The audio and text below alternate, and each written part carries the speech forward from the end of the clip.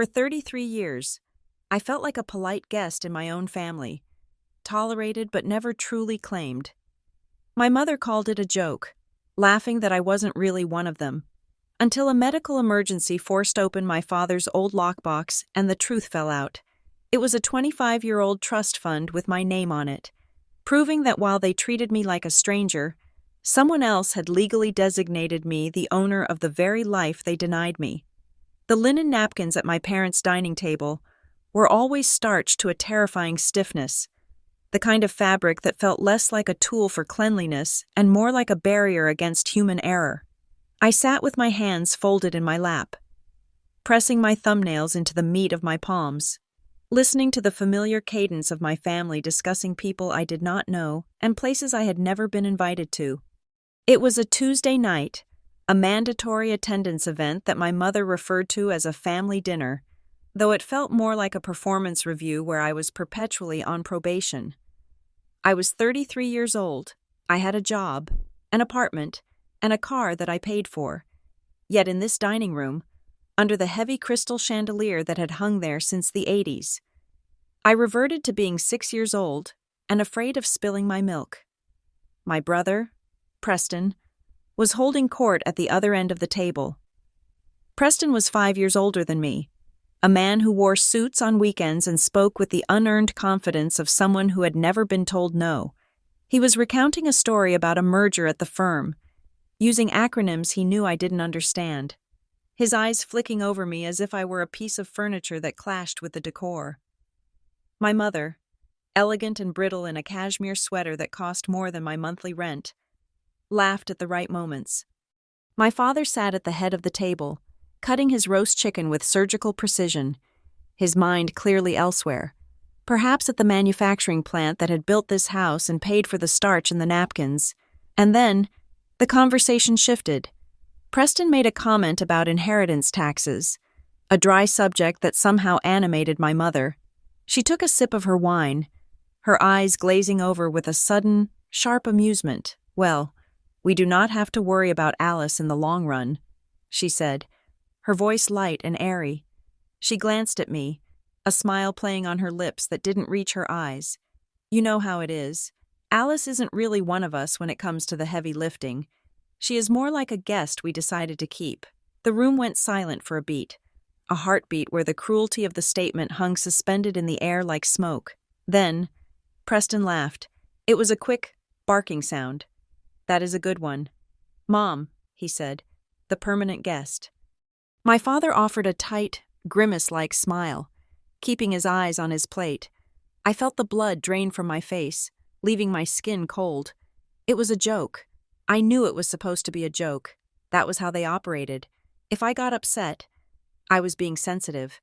If I cried, I was being dramatic. If I fought back, I was being ungrateful. So, I did what I had trained myself to do over 3 decades of conditioning. I smiled. I forced the corners of my mouth up, widening my eyes in a pantomime of good humor. I even let out a small, breathless chuckle that sounded pathetic to my own ears. "Right," I said, my voice steady. "Just happy to be invited." They moved on instantly. The moment was over for them, discarded like a used napkin. But for me, it was a physical blow. I finished my dinner, swallowing food that tasted like ash, and helped clear the table. I washed dishes that did not need washing because the housekeeper would do them in the morning, just to have a reason to look away from them. When I finally got into my car, a sensible sedan parked at the very end of their long, winding driveway, I did not start the engine immediately. I gripped the steering wheel, the leather cold under my palms. I looked back at the house, glowing warmly against the night sky, a fortress of success and lineage. I am not one of them, I whispered to the empty car. The tears came then, hot and humiliating. I cried not because of what she said, but because I had smiled.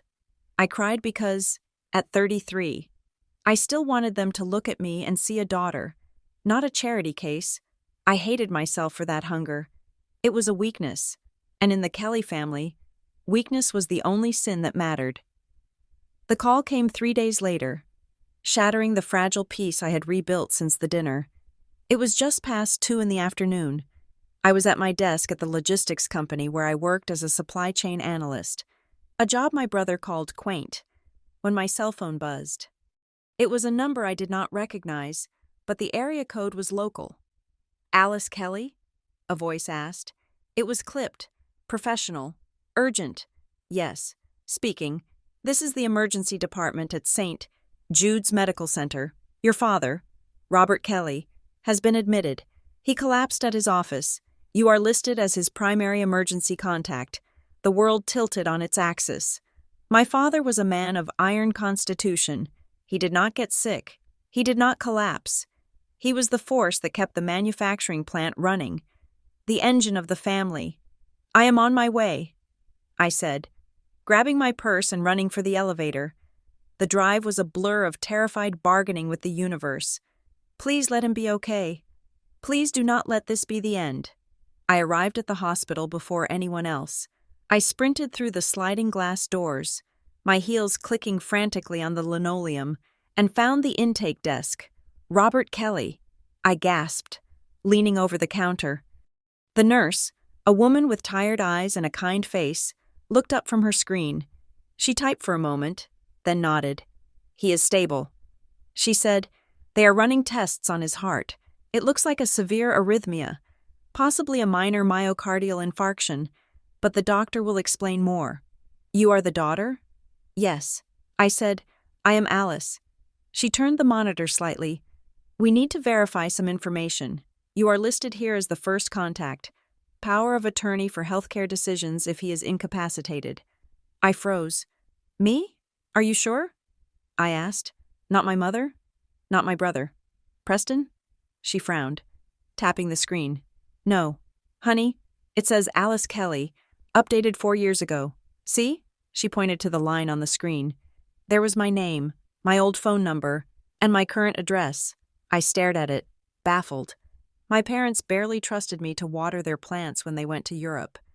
Why would my father put my name down for this? I sat in the waiting room for 20 minutes before the rest of the cavalry arrived. My mother swept in first, wearing oversized sunglasses despite the indoor lighting, followed closely by Preston, who was on his phone, barking orders at someone about canceling a meeting. "Alice," my mother said, not as a greeting but as an accusation. "What are you doing here?" "They called me," I said, standing up. "I was the emergency contact."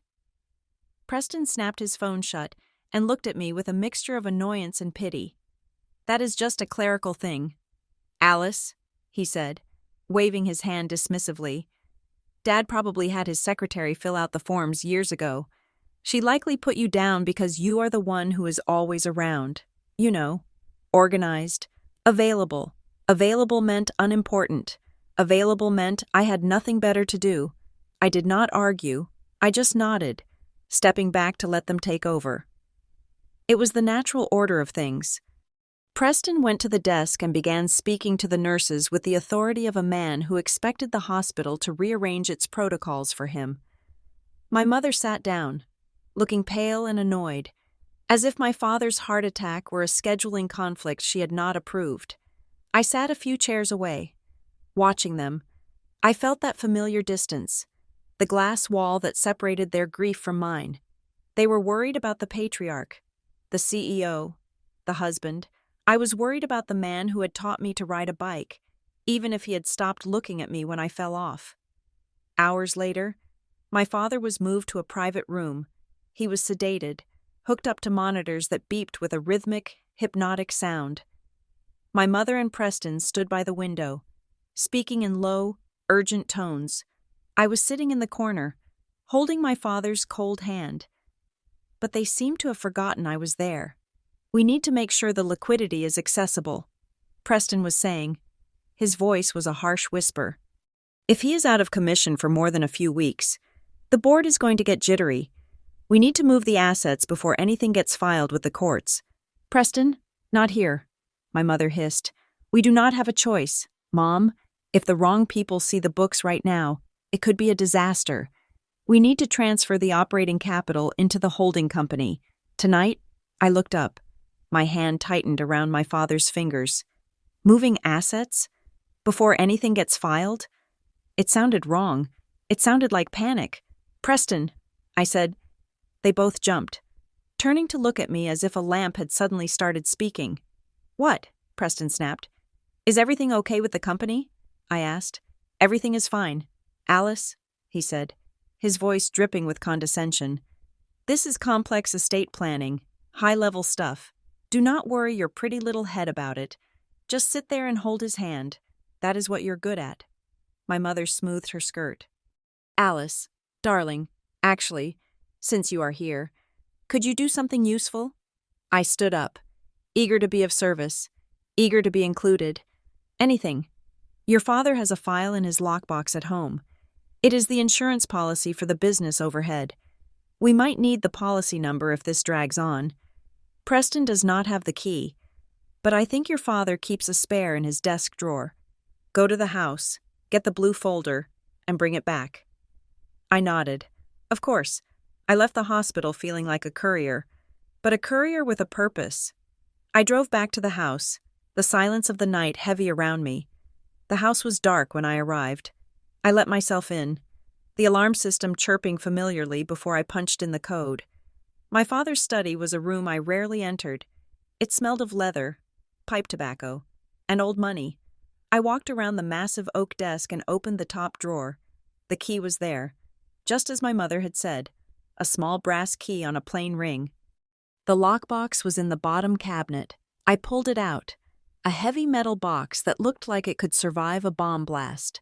I sat on the floor, the thick Persian rug scratching my legs, and inserted the key. It turned with a satisfying click. I lifted the lid. Inside, there were stacks of papers, passports, and deeds. I flipped through them, looking for the blue folder. I found it near the bottom, but as I pulled it out, another envelope stuck to the back of it. It was a thick, cream-colored envelope, sealed with red wax that had cracked with age. On the front, in my father's distinct, spiky handwriting, was a date. October 14th, 2001, 25 years ago. Below the date, it read, "For the Alice Kelly Trust, do not open until necessary." My heart hammered against my ribs. The Alice Kelly Trust? I had never heard of such a thing. My parents had always told me that my education was paid for out of pocket, that my car was a gift from the company bonus pool. They had never mentioned a trust. I sat there, holding the envelope. My mother's voice echoed in my head. "Get the blue folder." That was the instruction. Opening this would be a violation. It would be snooping. It would prove I was the outsider they always treated me as. But then I remembered the dinner. Alice isn't really one of us. I remembered Preston in the hospital room. Just a clerical thing. I remembered the emergency contact form. My hands shook. I was 33 years old, and I was terrified of opening a piece of paper. But the fear was different this time. It wasn't the fear of being scolded. It was the fear of what I might find. I slid my finger under the flap and tore it open. Inside, there were several documents on thick, legal bond paper. The letterhead at the top was from a law firm I did not recognize. Blackwood Associates. The date matched the envelope. I began to read. Declaration of Trust. The first page said, "The Alice Kelly Irrevocable Trust." I skimmed the legal jargon, my eyes catching phrases that made my stomach turn. Primary beneficiary, Alice Marie Kelly. Grantor, redacted. Redacted? Why would the grantor be redacted in my father's own copy? I turned the page. There was a section on the trustee. The name listed was not my father, nor my mother. It was a name I had never seen before. Elias Thorne, professional fiduciary, and then a clause near the bottom of page 3, circled in red ink. Upon the incapacity or death of the grantor, or the incapacity of the custodial guardian, Robert Kelly, the trustee must be notified immediately to assume control of the assets designated for the beneficiary. I read it again. Incapacity of the custodial guardian. Custodial guardian? My father was my father. Why did the legal language refer to him as a guardian? And why was there a requirement to notify this Elias Thorne upon his incapacity? If my father was in the hospital with a heart condition, He was incapacitated. That meant this trust, whatever it was supposed to be activated. Someone should have told me. Someone should have told him. I looked at the date again. I was 8 years old when this was written. I quickly shoved the documents back into the envelope and tucked it into my purse. I grabbed the blue insurance folder, locked the box, and put the key back. My heart was racing so fast I thought I might pass out. I felt like a thief in my own home. I drove back to the hospital in a daze. When I walked into the room, my mother was sitting in the chair I had vacated, reading a magazine. Preston was gone. "Did you get it?" she asked. Not looking up, I handed her the blue folder. "Here." She took it, finally glancing at me. "You look pale. You really do not handle stress well." "Alice, Mom," I said, the word feeling heavy in my mouth. She sighed, flipping open the folder. "What is it?" "I found something else in the box," I said. Her hand froze on the page. She did not look at me, but her entire body went rigid. "What did you find?" she asked, her voice dangerously quiet. "An envelope," I said. It said, "Alice Kelly Trust." It was dated from 25 years ago. She closed the folder slowly and turned to face me. Her face was a mask of absolute calm. The kind of calm that comes before a storm. "Oh, that," she said, waving a hand as if swatting away a fly. "That is nothing. It didn't look like nothing." I said, my voice trembling. It looked like a legal document. It listed a trustee I have never heard of. It said, "Alice," she interrupted, her voice sharp. "You are reading things wrong. That is old paperwork. It was a tax strategy your father explored decades ago. It was never funded. It does not apply." But it said, "Stop," she snapped. She stood up, looming over me even though she was shorter. "You are upsetting yourself over scraps of paper you do not understand. This is exactly why we do not involve you in the business. Alice, you take one little thing and blow it out of proportion. It is a dead file. Forget you saw it." She turned her back to me.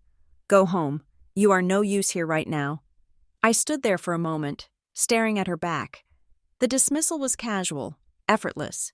It was the same tone she used when I asked why I wasn't allowed to go to the same summer camp as Preston, or why my college fund was smaller than his. "It's nothing.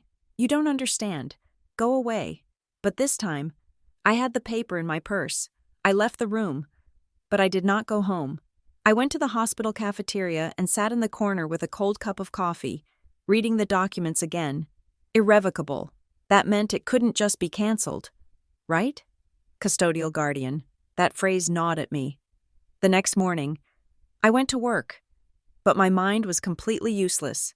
I stared at spreadsheets and saw only the legal text. Around 11 o'clock, Preston showed up at my office. He never came to my office. He walked in, wearing a fresh suit, looking like he hadn't spent the night in a hospital waiting room. He closed the door behind him. "Hey, kiddo," he said, flashing a smile that was all teeth. "Preston." I said, surprised, "Is Dad okay?" "He is stable. Woke up for a bit. He is groggy, but he is going to make it."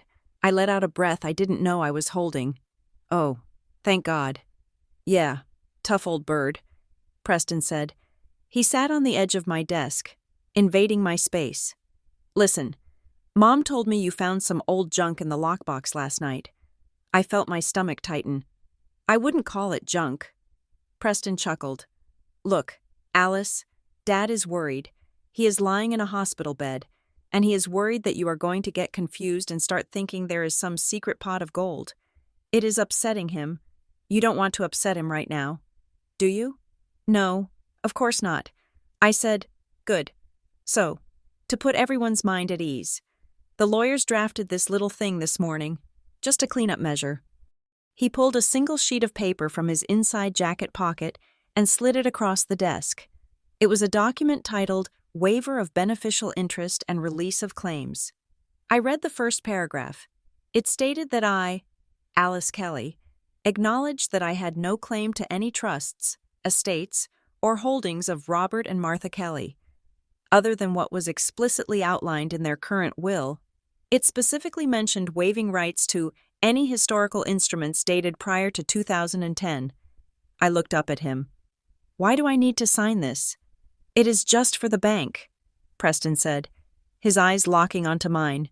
They are being sticky about the accounts while Dad is incapacitated. They saw that old emergency contact form and got confused. We just need to clarify that you are not claiming any control so I can pay the medical bills. You want Dad's bills paid, right? The logic was twisted. Signing away rights to a trust wouldn't help pay medical bills unless the money for the bills was in the trust. I looked at the bottom of the page. There was a line for my signature, there was a line for a witness, but the notary block was blank, and the date was typed in as today. I can't sign this right now, I said softly. Preston's smile vanished. What do you mean? I mean, I need to read it. I need to understand it. Alice, do not be difficult. Mom is a wreck. I am trying to keep the company from going under. Just sign the damn paper. He pushed a gold pen toward me. It felt like a weapon. I pushed the paper back. No. Preston stared at me. For a second, I saw pure, unadulterated rage behind his eyes. It was the look he used to give me when I touched his toys. Fine, he spat, snatching the paper back. Have it your way. But do not come crying to me when you are cut off. He stormed out, slamming the door so hard the glass rattled. I sat there, shaking. I had never said no to Preston before. Not really. My hands were trembling so badly I couldn't type. I needed to talk to someone. Not family. Someone sane. I grabbed my phone and texted Elena. Lunch? Emergency. Elena was the head of HR at my company. She was 10 years older than me. Calm, pragmatic, and frighteningly smart. We met at a deli down the street. I told her everything. I showed her the photos I had taken of the documents on my phone before Preston arrived. I told her about the dinner, the lockbox, the waiver. Elena ate her salad methodically while I spoke, her eyes scanning the photos on my screen. When I finished, I slumped back in the booth. I feel crazy. I said, I feel like I'm being greedy. Maybe it is just an old tax thing. Maybe I'm looking for a payday that isn't there. Elena wiped her mouth with a napkin and looked me dead in the eye. Alice, she said, her voice low and firm. You do not sound greedy. You sound scared. The words hit me hard. She was right. I wasn't salivating over money. I was terrified that my entire reality was being rewritten. Look at the language, Elena said, pointing to the phone. Irrevocable. You know what that means? It means they can't just wish it away. And this waiver your brother tried to make you sign? That is specific. You don't draft a waiver for a clerical error. You draft a waiver when you're trying to plug a leak. She leaned in. They are trying to close a door before you walk through it. The question is, what is behind the door?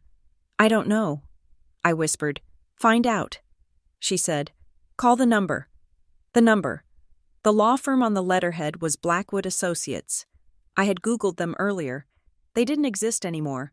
I went back to my car after lunch. I didn't want to make the call from the office. I sat in the driver's seat, the engine off, staring at the photo of the 25-year-old letterhead. There was a phone number. It was a long shot. The firm was gone. The number was probably disconnected or belonged to a pizza place now. I dialed it anyway. It rang once, twice, then a click. Law offices. A woman's voice said. She didn't say a name. Hello, I said, my voice shaking. I am looking for information regarding a firm that used to be at this number. Blackwood Associates? There was a pause. Blackwood merged with Sterling Hale in 2005. Who is calling? Please? My name is Alice Kelly. I have a document, a trust declaration from 2001. It lists a trustee named Elias Thorne. The silence on the other end stretched for a long time. I heard the sound of typing. Alice Kelly, the receptionist repeated. Date of birth? I gave it to her. Mother's maiden name? I gave that too. One moment. Ms. Kelly. Music started playing. Generic. Tinny hold music. I waited. Minute after minute ticked by. My palms were sweating against the phone. I was about to hang up, convinced I had walked into a trap, when the music stopped. Ms. Kelly? Yes. Mr. Thorne is no longer with the main branch, but he maintains an office for legacy retainers. He is still the active trustee of record for the file you referenced. My breath hitched. Active? Yes, ma'am. We show the file as active and in good standing. I felt the floor of the car drop out from under me. It wasn't a mistake. It wasn't a dead file. It wasn't a joke. It is alive, I whispered. Would you like me to connect you to his direct line? The receptionist asked. I stared through the windshield at the gray parking lot. The world looked exactly the same as it had 5 minutes ago, but everything had changed. My parents had lied. My brother had lied. The document in my purse wasn't a scrap of paper. It was a key. Yes, I said, my voice hardening for the first time in my life. Connect me. As the phone began to ring again, a different ringtone this time, deeper and more insistent, I realized I was no longer just the guest at the dinner table. I was the one holding the bill, and I was going to collect. The office of Sterling Hale was not located in the gleaming glass towers downtown where my brother, Preston, liked to hold his meetings. It was situated in a quiet, tree-lined district of old brownstones that smelled of rain and wet pavement. The building was stone, heavy and uninviting, with a brass plaque that had been polished so many times the letters were beginning to soften at the edges. I stood on the sidewalk for a full minute, clutching my purse against my chest. Inside that purse was the crumpled envelope from my father's lockbox. The physical proof that I was not crazy, but standing there, watching the gray clouds move sluggishly over the city, I felt a familiar wave of nausea. I was Alice the peacemaker, Alice the quiet one, Alice who didn't cause trouble. Walking through those heavy oak doors meant setting a fire that I wasn't sure I could control. I pushed the door open. The reception area was silent, carpeted in a deep burgundy that swallowed the sound of my heels. A woman with silver hair and reading glasses sat behind a desk that looked like an antique. She didn't ask who I was. She simply looked up, verified my face against some invisible list in her mind, and nodded. Mr. Thorne is expecting you. Ms. Kelly, she said. Her voice was hushed, as if we were in a library or a church. Down the hall, the last door on the left. I walked down the corridor. The walls were lined with oil paintings of men who looked stern and disappointed, which felt appropriate. The door at the end was closed. I knocked once. Come in, a voice called. Elias Thorne was not what I expected. I had pictured a wizened old man, a dusty relic of the past. Instead, the man standing by the window was perhaps 60, trim and sharp, wearing a suit that fit him with military precision. He turned as I entered, and his eyes, pale blue and uncomfortably direct, locked onto mine. He didn't smile. He didn't offer the fake warmth my family trafficked in. He looked at me with a mixture of curiosity and assessment. Ms. Kelly, he said. He gestured to a leather chair in front of his desk. Please, sit. I sat. The leather was cold. I assume you have the document? He asked. I reached into my bag and pulled out the envelope. My hands were shaking, a betrayal of my nerves that I hated. I placed it on the mahogany desk. Thorne reached out and took it. He handled it not like paper, but like a loaded weapon. He opened it, checked the signature, checked the date, and then looked back at me. I have been waiting for this day for a very long time, he said. The sentence hung in the air. You knew? I asked. You knew about me? I have been the trustee of record for 25 years. Alice, he said. He used my first name, but it didn't sound familiar. It sounded like a legal designation. I know when you graduated high school. I know when you bought your car. I know where you work. My job was to monitor the beneficiary until the triggering event occurred. The triggering event, I repeated. My father's heart attack. Incapacity. He corrected. The trust is specific. It does not require death. It requires the custodial guardian to be unable to administer his duties. When I saw the news of Robert Kelly's admission to St. Jude's, I pulled the file. I expected a call from his lawyers. They didn't call. I said, they tried to get me to sign a waiver. Thorne's expression didn't change, but the air in the room seemed to drop a few degrees. A waiver. He stated, "My brother." He said it was a clerical error. Thorne opened a file folder on his desk. It was thick, inches thick. He flipped through pages filled with dense text and numbers. "It is not a clerical error," he said softly. "It is a fortress." He spun the file around so I could see.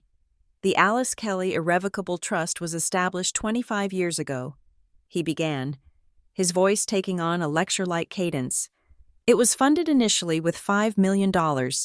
Through aggressive management and compound interest, the current valuation is significantly higher, but the cash is not the primary asset." He pointed to a paragraph on the second page. "The trust holds a 40% controlling interest in Kelly Manufacturing," he said. I stared at him. The room seemed to tilt. 40%? "My father owns the company," I whispered. "Your father owns 30% personally," Thorne corrected. "Your mother owns 10. Your brother has been gifted 5% over the years. The remaining 15% is held by outside investors. But this trust? This trust holds the single largest block of voting shares. It was placed here before the company went through its second expansion. I tried to do the math, but my brain was misfiring. If I was the beneficiary of the trust, does that mean I own 40% of the company?" "Technically, the trust owns it," Thorne said. "And as of yesterday, when you contacted me and confirmed your father's incapacity, the trust's governance structure shifted." He leaned forward, interlacing his fingers. "You are the primary beneficiary. Alice, that means the income is yours. But there is another title listed here. You are also designated as the protector." "The protector?" "It is a specific legal role," he explained. "Usually, a beneficiary is passive. They just take the checks. But the grantor of this trust, the person who created it, wanted to ensure you had teeth. As protector, you have the authority to veto certain capital distributions. You have the right to audit the company books. And most importantly, you have the power to remove and replace the trustee." He pointed to himself. "You can fire me," he said calmly, "if you believe I am acting against your interests." I sat back, stunned. I had spent 33 years asking permission to speak at the dinner table. I had spent my life being told I was disorganized, emotional, soft, and all this time, a legal document had been sitting in a box, declaring that I was the one with the power. "Who created this?" I asked. "Who is the grantor?" Thorne hesitated. He looked at the redacted line on the copy I had brought. "That information is sealed under a separate confidentiality agreement." He said, "I can tell you it was not your father, and it was not your mother." "Then who?" "Someone who wanted to make sure that no matter what happened in that house, you would never be destitute, and someone who anticipated that your family might try to erase you." He flipped to another page. "The trust has a poison pill clause," he said. "If anyone, your parents, your brother, the company board, attempts to alter the ownership structure or challenges the validity of this trust in court without sufficient cause, the trust automatically triggers a liquidation of assets. It would force the sale of the company to protect your value. It is designed so that they cannot rob you without destroying themselves." I felt tears pricking my eyes. It wasn't sadness. It was the overwhelming sensation of being seen. Someone, 25 years ago, had looked at my life and said, "She is going to need armor." Just then, my phone buzzed on the desk. I looked down. The screen lit up with a photo of my mother. Thorne looked at the phone, then at me. "You are not required to answer," he said, but the habit was too strong. The conditioning was too deep. I picked it up. "Hello? Alice?" My mother's voice was sweet, breathless. "Where are you?" "Darling, I stopped by your apartment to bring you some casserole, but you weren't there." "I am at an appointment." "Mom," I said, my voice tight. "An appointment? What kind of appointment? You sound strange. Are you okay? Preston said you were acting very manic yesterday. We are worried about you." "I am fine," I said. "I am just handling some business." There was a pause on the line. The sweetness evaporated. replaced by a tone that was cold and sharp as a scalpel. "Alice," she said, dropping the pretense, "are you with a lawyer?" I didn't answer. "If you are doing what I think you are doing, you need to stop," she said. "You do not understand what you are touching. You think you found a golden ticket, but you are holding a grenade. It is a trust." "Mom," I said, "it is my trust. It is a mistake," she hissed. "If you pursue this, if you try to drag this out into the open, you will destroy your father. Do you hear me? His heart cannot take this. If he dies because of your greed, that is on you. You will be the one who killed him." The words landed like physical blows. "You will be the one who killed him." It was the ultimate weapon in her arsenal. The burden of guilt. I looked at Thorne. He was watching me, his face impassive, but he gave a nearly imperceptible nod. A nod that said, "Hold the line. I am not destroying anything." "Mom," I said, my voice trembling but audible, "I am just reading the paperwork you hid from me." I hung up. I stared at the phone, waiting for it to explode. It didn't. It just sat there, dark and silent. Thorne cleared his throat. "They will try to make you feel like the aggressor," he said quietly. "That is the nature of power shifts. The ones losing control always claim to be the victims." I put the phone away. "What else is in the trust?" "There is a residential property," he said, "a house in Savannah. It is currently rented out, managed by a local agency. The income has been reinvested into the trust for 2 decades, and there is a letter of wishes." "A letter of wishes?" "It is a non-binding document, usually written by the grantor to the trustee, explaining the moral or emotional intent behind the money. It guides my decision-making." "Can I see it?" I asked. Thorne shook his head. "Not yet. The trust stipulates that the letter of wishes can only be released to the beneficiary after the assets have been fully transferred and secured. It is, let's call it a slow reveal. The grantor wanted you to be secure in your position before you understood the history." "Why?" I asked. "Why all the secrets?" "Because knowledge is heavy. Alice, sometimes, money is easier to carry than the truth." I left the office an hour later with a heavy binder tucked under my arm and a head full of static. The world looked different. The traffic noise seemed sharper. The faces of the people passing by seemed more distinct. I wasn't just Alice anymore. I was an entity. I was a majority shareholder. I drove home, my mind racing. I expected my brother to be waiting on my doorstep, but my apartment complex was quiet. I went inside, locked the door, and threw the deadbolt. Then I wedged a chair under the handle. It felt melodramatic, but the conversation with my mother had rattled me to my core. "You will destroy your father." I sat on my floor and opened the binder Thorne had given me. I read the summary again. Controlling interest. Protector. My phone buzzed again. It wasn't my mother this time. It was a notification from Instagram, then a text message, then another. I opened the text. It was from my cousin, Sarah, who lived in Ohio and whom I hadn't spoken to since Christmas. "Hey, Allie. Just heard from Preston. I am so sorry you are having such a hard time. Let me know if you need to talk. Mental health is super important. Don't be ashamed." I frowned. Mental health? I opened the next one. It was from my Aunt Linda. "Praying for you. Honey, stress can make us do crazy things. Just listen to your mom and dad. They love you." My blood ran cold. I opened Facebook. There was no public post, but the Whisper network was alive and well.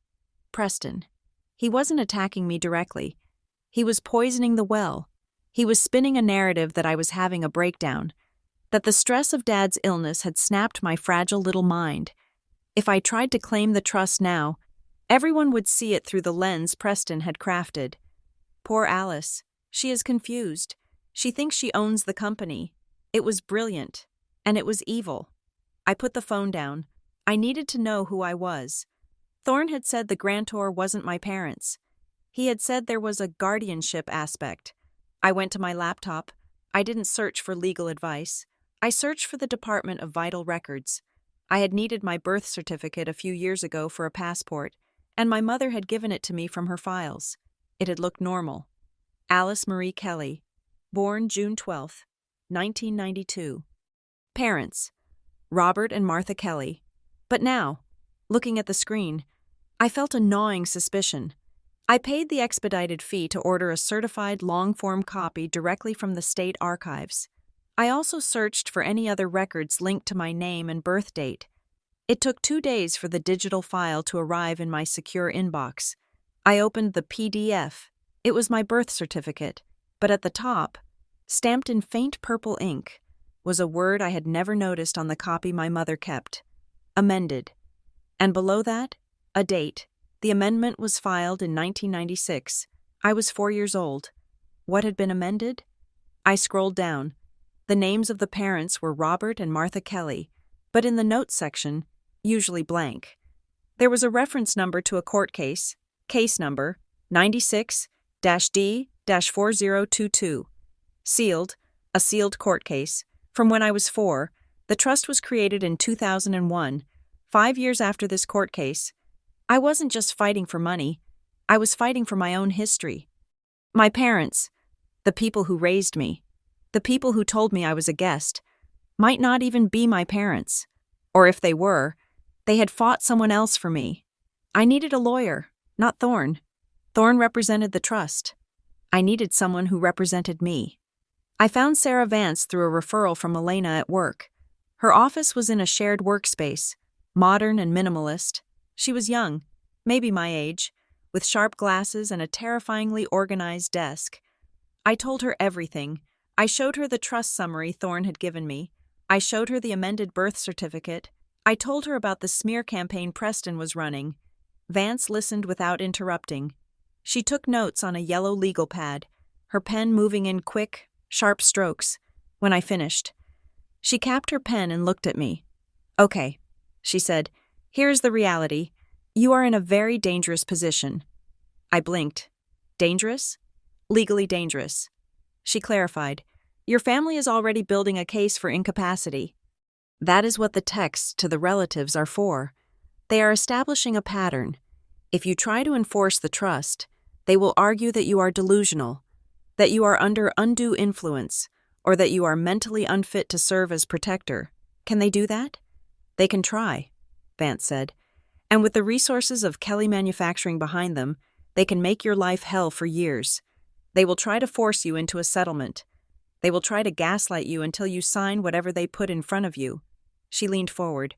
"You need to stop talking to them, Alice, completely. No phone calls, no texts, no visits to the hospital without a witness." "But he is my father," I said weakly. "He is an adverse party," she corrected. "Right now, he is the custodial guardian who failed to notify the trustee. He is liable, and your brother and mother are his agents. Every word you say to them can and will be twisted." She opened a drawer and pulled out a simple black composition notebook. She slid it across the desk to me.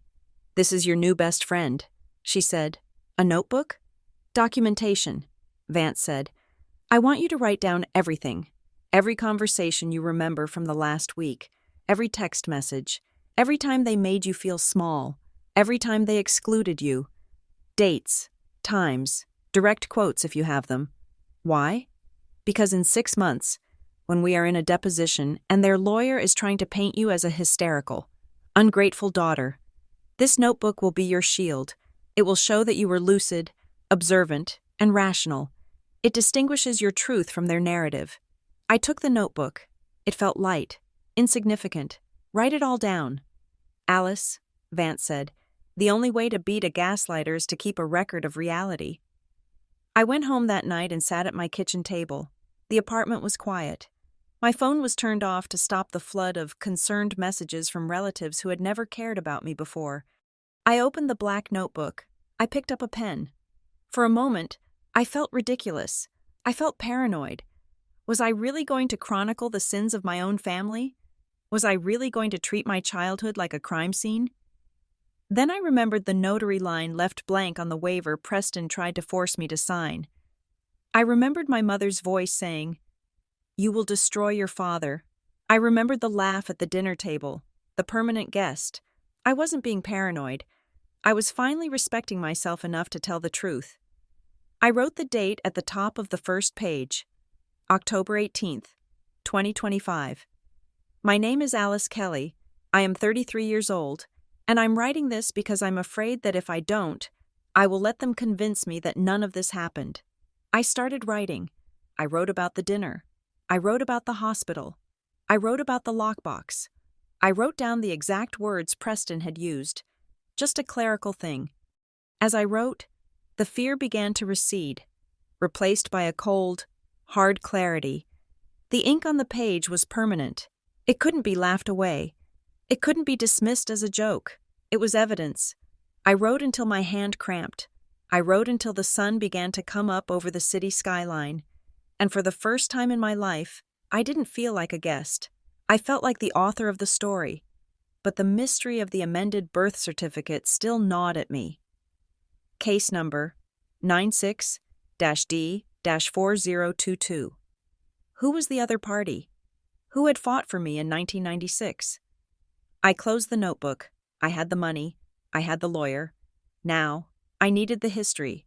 I needed to find out who I was before I became the daughter they tolerated. I looked at the trust binder again. Thorne had mentioned a house in Savannah, a separate property entity. If there were answers, maybe they weren't in the paperwork. Maybe they were in the house. I resolved to go there. But first, I had to survive the funeral of the family I thought I had. Because as far as I was concerned, the people in that mansion were no longer my parents. They were the opposition. I stood up and walked to the window. The city was waking up, somewhere out there. Preston was probably waking up too, straightening his tie, preparing his next move. He thought he was playing chess against a pawn.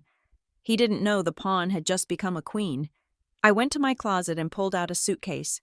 I wasn't running away. I was preparing for a business trip. If I was the owner of the company, it was time I started acting like it. I packed the notebook first. My father came home in an ambulance, but not the kind with sirens wailing. It was a private transport, a sleek white van that deposited him at the front door like a fragile parcel.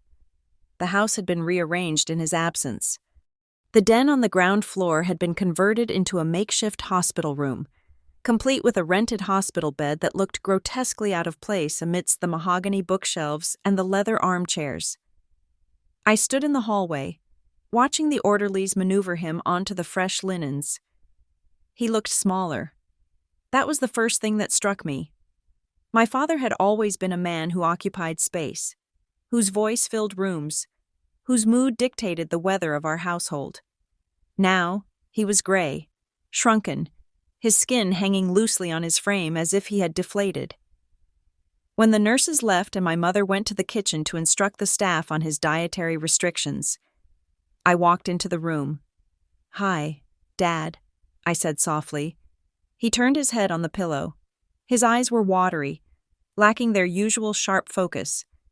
He looked at me for a long moment, and I saw something there I had never seen before. Fear. Not fear of death, but fear of me. "Alice," he rasped, "come here." I pulled a chair close to the bed. He reached out a hand, his fingers trembling, and gripped my wrist. His skin was dry and papery. "I am glad you are here," he said. "I am glad you are home," I replied, though the words felt hollow. He licked his lips. "Listen to me. Alice, I know there is talk. I know you found some papers." I stiffened. It was the first time he had acknowledged it. "It is not just papers." "Dad," I said, keeping my voice even, "it is a trust you were supposed to tell me about." He closed his eyes, a grimace of pain, or perhaps shame, crossing his face. "It is complicated," he whispered. "You have to understand. We did what we had to do to keep everything stable, to keep the family together." "The family," I repeated. "You mean the business?" He squeezed my wrist, his grip surprisingly strong for a moment. "Please, Alice, do not tear us apart. Your mother, she is terrified. Preston is trying to hold the board together. If you start digging, if you start making legal demands, you will sink the ship. Just let it be. We will take care of you. We always have." I looked at him, really looked at him. I wanted to see a villain. I wanted to see a mastermind who had plotted to steal my inheritance. But I didn't see that. I saw a coward. I saw a man who had spent 25 years choosing the path of least resistance, letting my mother and brother treat me like an interloper because it was easier than standing up for the truth. He wasn't denying the trust existed. He was just asking me to be complicit in its burial. You kept me in the dark. Dad, I said, my voice shaking. You let me think I was crazy for feeling like I didn't belong. You let Mom make those jokes. You let Preston treat me like an idiot. And all the while, you knew I was protecting you. He insisted, his voice rising weakly. From the burden? No, I said, pulling my hand away. You were protecting yourself. I stood up and walked out of the room. I couldn't look at him anymore. His silence hurt more than my mother's cruelty ever could. Her cruelty was honest. His silence was a betrayal wrapped in love. 2 days later, an email arrived from Elias Thorne. It was formal, encrypted, and brief. Subject: supplemental disclosure regarding asset origin. I opened it in the safety of my own apartment, the blinds drawn against the afternoon sun. Thorne wrote that, in light of the impending legal challenges he anticipated from my family's counsel, he was releasing a limited disclosure regarding the funding sources of the Alice Kelly Trust. I read the summary. Initial capitalization, $5 million. Source A, Robert Kelly, 20%. Source B, the estate of Jonathan Vane, 80%. I stared at the screen. Jonathan Vane. The name meant nothing to me. I had never heard it mentioned at a dinner party, never seen it on a Christmas card list. Yet, this stranger had provided 80% of the money that started the trust. My family's entire narrative, the story of the self-made Kelly empire. The manufacturing firm built by my father's sweat and blood was a lie, or at least, it was incomplete. Someone else had poured millions into my future, and my father had taken the credit while hiding the source. The next day, a package arrived. It was a manila envelope, thick and padded, with no return address. My name was handwritten in block letters on the front. I brought it inside and set it on my kitchen table, staring at it for a long time. It felt radioactive. I slid it open with a knife. Inside, there was a stack of photocopies. They smelled of toner and old paper. The top sheet was a grainy, black and white photograph. It showed two people standing on a dock, a lake shimmering in the background. One was my mother. She looked young, maybe in her late 20s, her hair windblown, her smile genuine and unguarded, a smile I had never seen directed at me. Next to her was a man I didn't know. He was tall, with dark hair and a serious face. He wasn't smiling at the camera. He was looking at her. I turned the photo over. Nothing was written on the back. I picked up the papers underneath. They were copies of letters, handwritten. The handwriting was jagged. Urgent. March 2001. Martha. I am done arguing about the custody arrangement. You want the girl? Fine. You can have the girl. But you will not have the money without strings. I am locking it down. She will not be used as leverage again.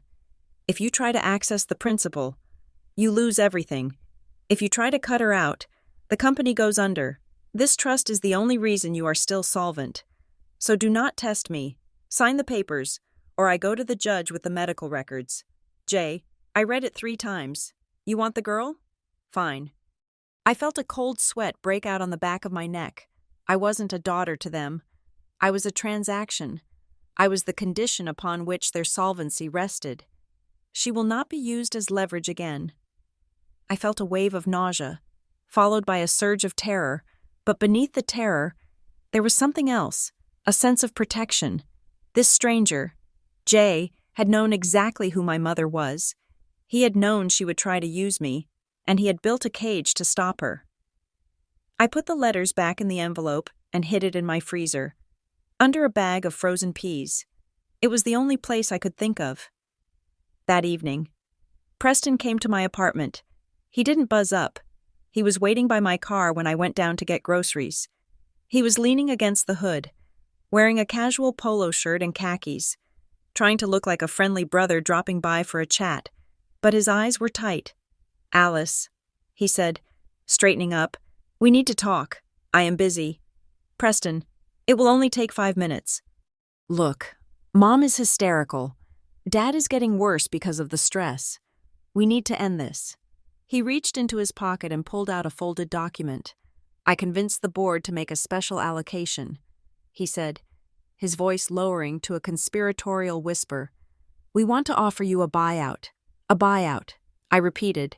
He unfolded the paper. It was a single page, dense with legal text. $3 million, Preston said. "Cash, tax-free structure. It is wired to your account within 48 hours. You can buy a house, travel, do whatever you want. You never have to work another day in your life." $3 million. It was a staggering amount of money. It was freedom. It was safety. "What is the catch?" I asked. "No catch," he said, flashing that practiced smile. "We just want to clear up the confusion with the old trust paperwork so we can refinance the company debt. We need a clean title on the shares. You sign this release, take the $3 million, and we all move on. Happy family." I took the paper and scanned it. The number was there. $3 million. But further down, in a paragraph buried in the middle, were the hooks. "The undersigned agrees to waive any and all future claims, rights, and interests in the Kelly Family Trust, the Alice Kelly Trust, and Kelly Manufacturing. The undersigned further agrees to a lifetime non-disclosure agreement regarding the existence of said trusts and agrees to destroy any copies of documents currently in her possession." It wasn't just a buyout. It was a gag order. It was an erasure. And then, the final kicker. The undersigned acknowledges that she has no legal standing as a family member for the purposes of future inheritance. I looked up at him. "You want me to sign away my identity?" I said. Preston sighed, an exaggerated puff of air. "Don't be dramatic. Alice, you are getting $3 million. That is a lot of identity. The trust controls 40% of the company," I said quietly. I did the math. "Preston, the company is valued at roughly $50 million. My share is worth $20 million, and you are offering me 3? His face hardened. The friendly brother mask slipped, revealing the sneer beneath. "The stock is illiquid. Alice, you can't spend stock at the grocery store. This is cash, real money. And frankly, it is more than you deserve considering you have never contributed a single hour of work to the business." I folded the paper and handed it back to him. "No," I said. Preston stared at me. He looked like I had slapped him. "Excuse me?" I said no. "I am not signing it. You are making a mistake." He spat. "A huge mistake. We are trying to be nice. We are trying to take care of you." "No," I said, stepping closer to him. "You are trying to buy me cheap because you are scared." He stepped forward, invading my space, looming over me. "You think you are smart," he hissed. "You think because you found a piece of paper you are suddenly a player? You are nothing. Alice, you are a glitch in the system. If you do not take this deal, we will bury you in legal fees. We will drag your name through the mud. We will make you wish you had never been born." "I need time," I said, my voice shaking but my feet planted. "Get out of my way. Preston." He glared at me for a second longer, then laughed. A harsh, ugly sound. "Fine, take your time. But the offer expires in 24 hours. He got into his Porsche and peeled away. Tires screeching. I went back upstairs, my heart hammering against my ribs. I called my mother. I didn't want to, but I needed to hear it from her. "Did Preston give you the check?" she asked the moment she picked up. "No, hello. No, how are you?" "He offered me a settlement," I said. I turned it down. There was a silence on the line, heavy and cold. "Why?" she asked. "Because it is unfair, Mom, and because it requires me to lie." "Alice," she said, and her voice dropped to a register I had rarely heard, low, precise, and devoid of any emotion. "You have always been like this." "Like what?" "Needy. You have always wanted to be special. You couldn't just be happy with what we gave you. You had to be the center of attention. You had to be the victim. This isn't about the truth. Alice, this is about you wanting to feel important. The words sliced through me. She knew exactly where to hit. She knew my deepest insecurity, that I was unlovable, that I was a burden, that my desire to be seen was a character flaw. I am not the one who lied for 25 years. I whispered, "Goodbye, Alice," she said. "Do not come to the house. Your father is too sick to deal with your selfishness." The line went dead. I sat on my couch, the silence of the apartment pressing in on me. You've always wanted to be special. I grabbed the black notebook Sarah Vance had given me. I needed to work. I needed to stop feeling and start analyzing. I opened the laptop and pulled up a calendar. I started working backward. The trust was dated October 2001. I was 9 years old. What happened in 2001? I closed my eyes, trying to access the memories I had suppressed. That was the year we moved. We had lived in a smaller house in the city, a row house with a postage stamp garden. Then, suddenly, in the middle of the school term, we packed up. I remembered the rush, my mother throwing clothes into boxes, my father yelling on the phone in his study, "We have to go. It is not safe here." Had he said that? Or was my memory inventing drama? No, I remembered it. We moved to the estate in the suburbs, a gated community, high fences, security cameras, and something else. I changed schools. I was pulled out of my public elementary school and enrolled in a private academy 40 minutes away. And we stopped seeing Aunt Clara. Clara was my father's aunt. She used to come over every Sunday for roast beef. She was loud, funny, and she always brought me peppermint candies. After the move, she vanished. When I asked about her, my mother said, "Clara is confused. She is not well. It is better we don't visit." A family reset, new house, new school, no relatives. It all happened in the same year the trust was created. I called Sarah Vance the next morning. "I need you to look into something." I said, 1996, a guardianship dispute, and 2001, a restraining order. Maybe? Or a custody modification? "I am on it," she said. 2 days later, I was sitting in Sarah's office. She looked grim. "I found it," she said. She pushed a file across the desk. It was a copy of a court docket from the Family Court Division. In re, the guardianship of minor child, Alice Marie Vane. Vane. Jonathan Vane. The name from the funding disclosure. My breath caught in my throat. "My name isn't Kelly." "It is now," Sarah said. "You were legally adopted by Robert and Martha Kelly in 1996, but before that, you were Alice Vane." I stared at the paper. "Who was Jonathan Vane?" I asked. "Your biological father?" Sarah said. "And my mother?" "Martha Kelly is your biological mother." The room spun. Martha was my mother, but Robert wasn't my father. Jonathan Vane was a wealthy industrialist, Sarah explained. Reading from her notes, he had an affair with your mother in the early 90s.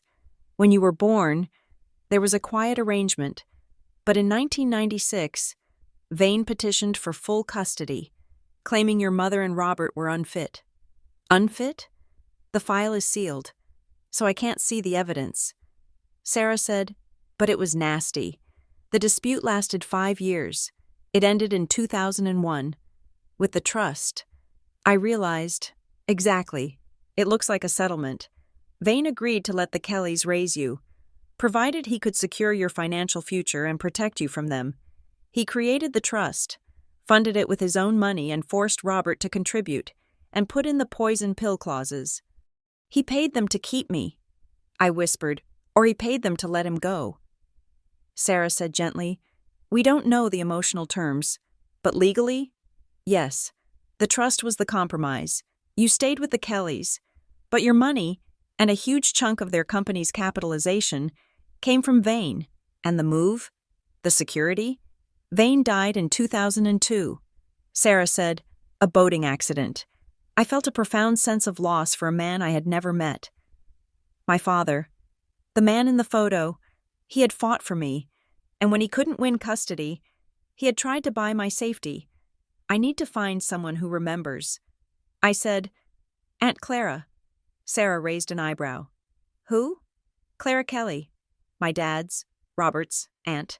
She was cut off right after the trust was signed." I found Clara in a nursing home 3 towns over. She was 89, frail as a bird, sitting in a wheelchair by a window overlooking a parking lot. When I walked in, she looked up. Her eyes were cloudy with cataracts, but she smiled. "Martha?" she asked. "No, Aunt Clara. It is Alice." "Alice?" Her face crumbled into confusion, then recognition. "Little Alice?" I sat down next to her. "I am not so little anymore." She reached out a trembling hand and touched my face. "You look just like him." "Like Robert?" I asked. She snorted. "No, like the other one. The dark one. Vane." She knew. "Clara," I said, taking her hand. "Why did they stop bringing me to see you?" She sighed. A rattling sound in her chest. "Because I wouldn't keep their secrets. Dear, I told Robert he was a fool, taking that man's money, living in a house built on lies." "Why did they keep me?"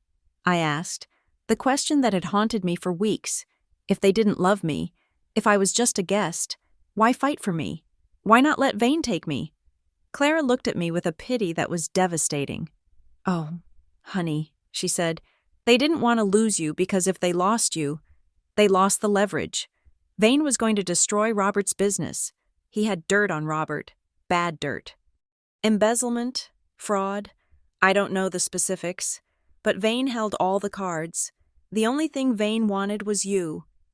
She paused, catching her breath. "Robert made a deal.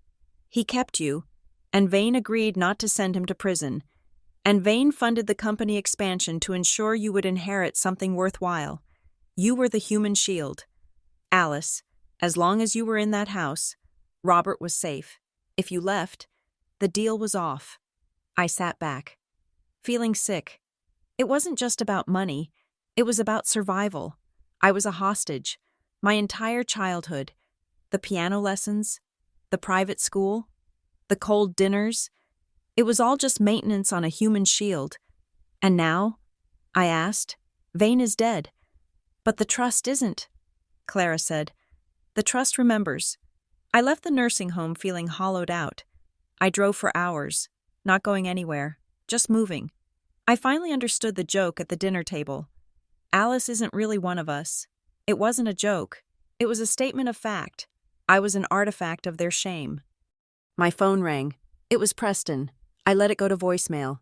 It rang again, then a text. "Dad collapsed. Ambulance en route. Get to hospital now." The hollow feeling vanished, replaced by a surge of adrenaline. I turned the car around and sped toward St. Jude's. When I arrived, the chaos was palpable. The emergency bay was lit up with flashing red and blue lights. I saw my mother standing by the entrance, clutching her purse, her face a mask of terror. Preston was next to her, on his phone, pacing. I ran up to them. "What happened?" I demanded. My mother looked at me, and for a second, I saw pure hatred in her eyes. "You did this," she hissed. "You stressed him out. His heart gave out. He went into cardiac arrest." Preston said, his voice clipped, "They are trying to resuscitate him now." We stood there, an uneasy trio, watching the doors. Minutes stretched into eternity. Finally, a doctor came out. He looked tired. "We got a rhythm back," he said, "but he is in a coma. We have intubated him. The next 24 hours are critical." My mother let out a sob and leaned into Preston. "Can we see him?" Preston asked. Briefly, one at a time. My mother went first. Preston followed. I stood outside, watching through the glass. My father, Robert, lay there, tubes snaking out of his mouth, wires attached to his chest.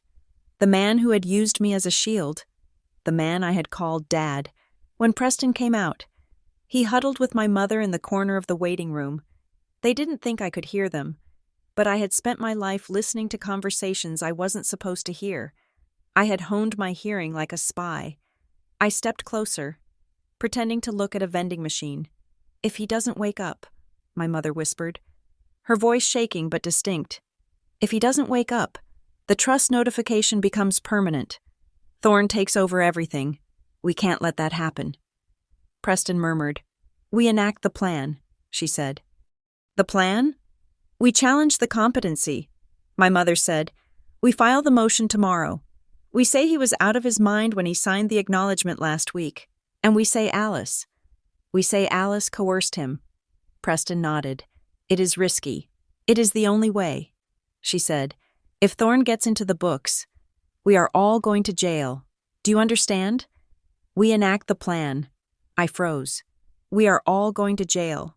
It wasn't just about the trust. It was about something criminal inside the company.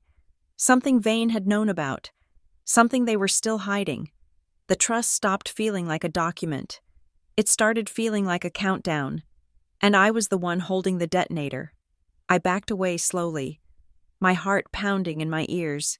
I needed to call Sarah Vance. I needed to call Thorne. The peace was over. The war had just begun. I walked out of the hospital into the cool night air. I didn't cry. I didn't panic. I took out my notebook and wrote down the time. 9:45 p.m. Mother. We enact the plan. Mention of jail. I closed the book. I wasn't their daughter anymore. I was their judge.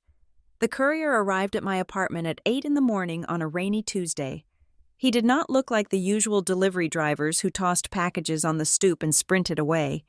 He was dressed in a dark uniform, and he required a signature, a fingerprint scan, and a check of my driver's license before he would hand over the envelope. It was heavy, thick linen paper with the return address of Thorne Associates. I carried it into my kitchen, my heart doing that slow, heavy thudding that had become my constant companion over the last week. I made a cup of tea, stalling, staring at the wax seal on the back. This was it. The silence was over. I tore it open. Notice of triggering event and assumption of administrative control. The language was precise, cold, and final. It stated that due to the recurring and documented medical incapacity of the custodial guardian, Robert Kelly, the condition precedent for the full activation of the Alice Kelly Trust had been met. Effective immediately, Elias Thorne was assuming full legal control of all assets held within the trust, including the 40% voting block of Kelly Manufacturing. The letter went on to state that formal notice had been served simultaneously to all interested parties: Robert Kelly, Martha Kelly, Preston Kelly, and the board of directors of Kelly Manufacturing. The secret was out. It wasn't just a rumor in a lockbox anymore. It was a legal reality sitting on desks across the city. I put the letter down and exhaled. I expected to feel triumphant. Instead, I felt a strange, vibrating anxiety. I had pulled the pin on the grenade, and now I had to wait for the explosion. It didn't take long. 2 hours later, Sarah Vance called me. Her voice was brisk, the tone of a general surveying a battlefield. They have filed a response, she said. That was fast. They must have had this drafted for years. What does it say? I asked, gripping the phone. It is a petition for declaratory judgment, Sarah explained. They are challenging the interpretation of the beneficiary clause. On what grounds? I asked. It says my name, Alice Kelly. Sarah paused, and I could hear the rustle of papers. Their argument is creative. They are claiming that the trust was established for Alice Marie Vane, the minor child of Jonathan Vane.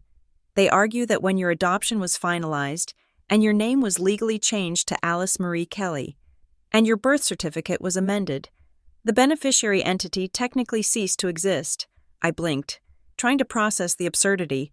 But I am the same person, legally. They are arguing you are not, Sarah said.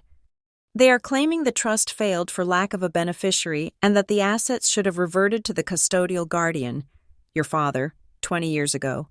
They are saying the money is his, and you are just a woman with a similar name trying to commit fraud. It was gaslighting on a judicial scale. They weren't just denying my rights. They were denying my existence. And there is more, Sarah added. They are claiming the trust was never properly funded. They say the initial transfer from the Vane estate was a loan to the company, not an equity purchase. They are trying to rewrite the accounting history of the last 2 decades. I felt a cold anger rising in my chest. It was the same coldness I had felt at the dinner table when my mother made her jokes. It was the realization that there was no bottom to their dishonesty. "What do we do?" I asked. "We prove them wrong." Sarah said, "I have subpoenas out to the banks. I am tracking the money. We will meet in mediation next week. But Alice, you need to be ready. They are going to come at you with everything." I hung up and went to my window. I looked out at the city, gray and washed out by the rain. Alice Marie Vane. I rolled the name around in my mouth. It tasted like a ghost. By Friday, Sarah had struck gold. I sat in her office, watching her lay out a series of spreadsheets on the conference table. She looked tired but triumphant. "They got sloppy," she said, tapping a column of numbers. "Or maybe they just got arrogant. They thought you would never look." "What am I looking at?" I asked. "This is the flow of funds from the trust's liquid accounts," Sarah said. "Look here. September 2010. A transfer of $28,000 from the trust to a custodial account at First National, controlled by Robert Kelly." "Okay," I said. 2 days later, Sarah continued, sliding another paper over. "A check is written from that First National account to Dickinson College for exactly $28,000. My tuition." I stared at the numbers. My parents had made such a production out of paying for my college. I remembered sitting at the kitchen table, 18 years old, while my father sighed over the checkbook, telling me how tight things were, how they were sacrificing their retirement so I could get a liberal arts degree. I had felt so guilty. I had worked 2 campus jobs to pay for my own books just to relieve the burden. It happened every semester. Sarah said, "Trust transfer to custodial account to the university, and here, the car dealership, the down payment on your apartment. It was all me." I whispered, "It was all you." Sarah confirmed, "It was Vane's money, your money. They didn't pay for a dime of it. They just acted as the middleman and took the credit. And the resentment? That wasn't because you were expensive. It was because they hated passing the money through. Every check they wrote for you was money they couldn't steal for themselves." I felt the tears then, hot and stinging. It wasn't about the money. It was about the emotional currency they had charged me. I had spent my entire adult life feeling indebted to them. I had swallowed their insults because I thought I owed them for my survival. But I had paid for myself. I had been free the whole time. I just didn't know it. "I need to see him," I said, wiping my eyes. "Your father?" Sarah asked. "He is still in the ICU. He was moved to a private room this morning." I said, "I got the alert on the family portal before they revoked my access. I need to ask him." "Alice," Sarah warned, "do not give them ammo. I won't yell. I promised. I just need to know why." The hospital room was dim, lit only by the glowing monitors. My father was awake, propped up on pillows, looking like a shadow of himself. The tubes were gone, replaced by a nasal cannula. He looked old, not distinguished old, but defeated old. My mother wasn't there. Preston wasn't there. It was just him. I walked to the side of the bed. He turned his head slowly, and when he saw me, he flinched. "Alice," he whispered. I didn't sit down. I stood at the foot of the bed, gripping the plastic rail. I saw the bank records. "Dad," I said softly. He closed his eyes. "I know about the tuition." I continued. "I know about the car. I know about Jonathan Vane." He let out a long, shuddering breath, the sound of a balloon losing its last bit of air. "I didn't come here to scream at you," I said, keeping my voice steady. Though my hands were shaking, "I just want to know one thing. Why did you let me believe I didn't belong? Why did you let Mom treat me like a stranger in my own house when you knew I was the one keeping the roof over our heads?" He opened his eyes. They were wet. I was scared. He rasped. "Scared of what? Of a little girl? Scared of losing everything." He said, Vane trapped us. He had evidence. He had leverage. When he died, I thought the nightmare was over. I thought I could finally run my own company. But the trust, it was like he was still there, watching me, controlling the shares. He looked at me, his expression pleading. I tried to love you, Alice. I did, but every time I looked at you, I saw him. I saw the man who held a gun to my head for 5 years, and your mother. She couldn't forgive the affair. She couldn't forgive that you were the reason we were stuck. So you punished me. I said, you punished a child for your own mistakes. We were trying to survive, he said, his voice cracking. I convinced myself I was protecting everyone. I thought if we kept you humble, if we kept you away from the truth, you wouldn't turn into him. I thought I was saving the family. You didn't save the family. Dad, I said, you just delayed the truth. I looked at him one last time. I wanted to hate him. I wanted to rage. But all I felt was a profound, exhausting pity. He was a weak man who had built a life on a foundation of sand. And now the tide was coming in. I am not vain, I said, and I am not a Kelly. I am just the person you should have protected. I turned and walked out. He called my name, a weak, desperate sound, but I didn't stop. I walked out of the hospital and into the rain, feeling cleaner than I had in years. The next morning, Thorne summoned me to his office. Sarah went with me. The mood in the conference room was serious. Thorne had a document on the table, covered by a heavy leather portfolio. In light of the family's filing, Thorne began, ignoring the pleasantries, and their assertion that the trust's intent is ambiguous. I have made the decision to release the letter of wishes. He looked at me. Under the terms of the trust, this was supposed to be withheld until you had full control. But given the aggression of the opposition, I believe it is necessary for you to understand the grantor's mindset. It will be entered into evidence if we go to court. So you need to see it first. He opened the portfolio. The letter was handwritten on thick, cream-colored stationery. The handwriting was bold, slashing, identical to the notes in the package I had received anonymously. To my daughter, Alice, if you are reading this, I am gone. And if you are reading this, it means the Kellys have failed you. I felt a shiver run down my spine. It was a voice from the grave, speaking directly to the moment. I have left you this trust not to make you rich, but to make you safe. I know Robert and Martha. I know they are people of weak character who value appearance over substance. I fear that without this protection, they will try to erase you. They will try to mold you into something convenient, or they will push you to the margins. I read on, my breath catching in my throat. They will tell you that you are confused. They will tell you that you are hurting the family by asking questions. They will try to pressure you to sign documents you do not understand.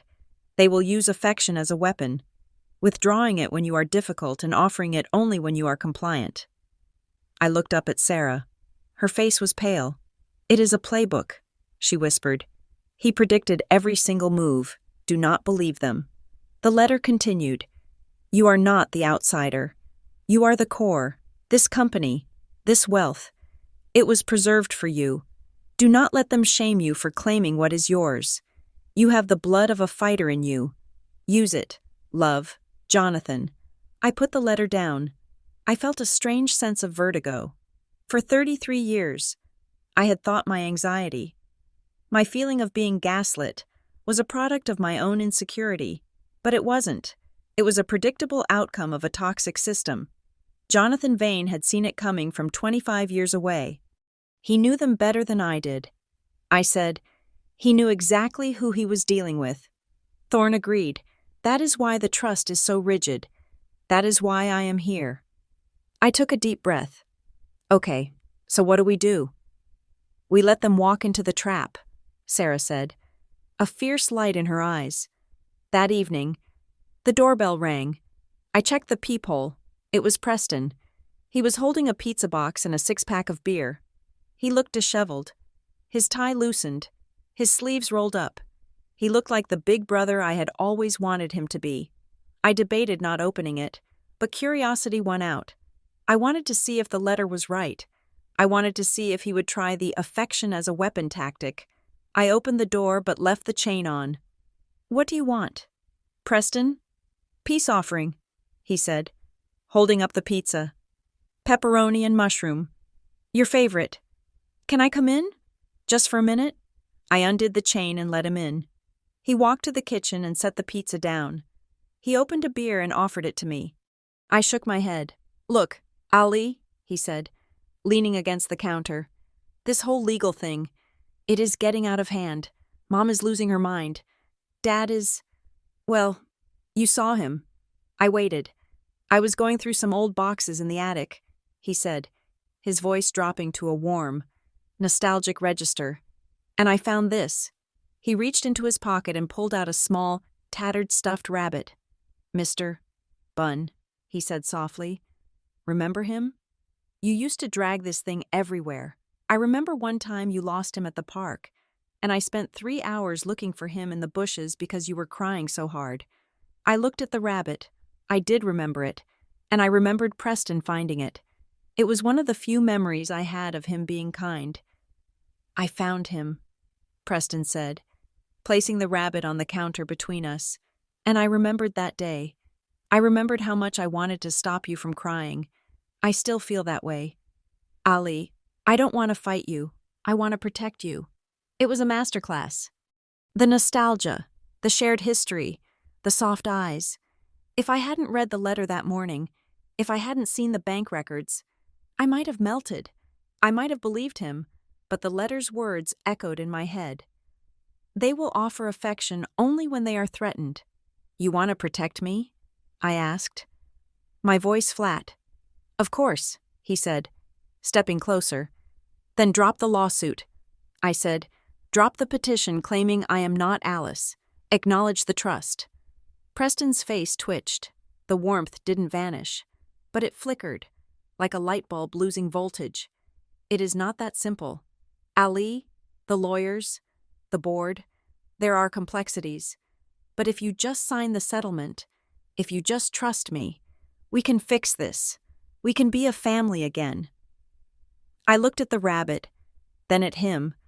I saw the calculation behind his eyes. He didn't care about my childhood tears.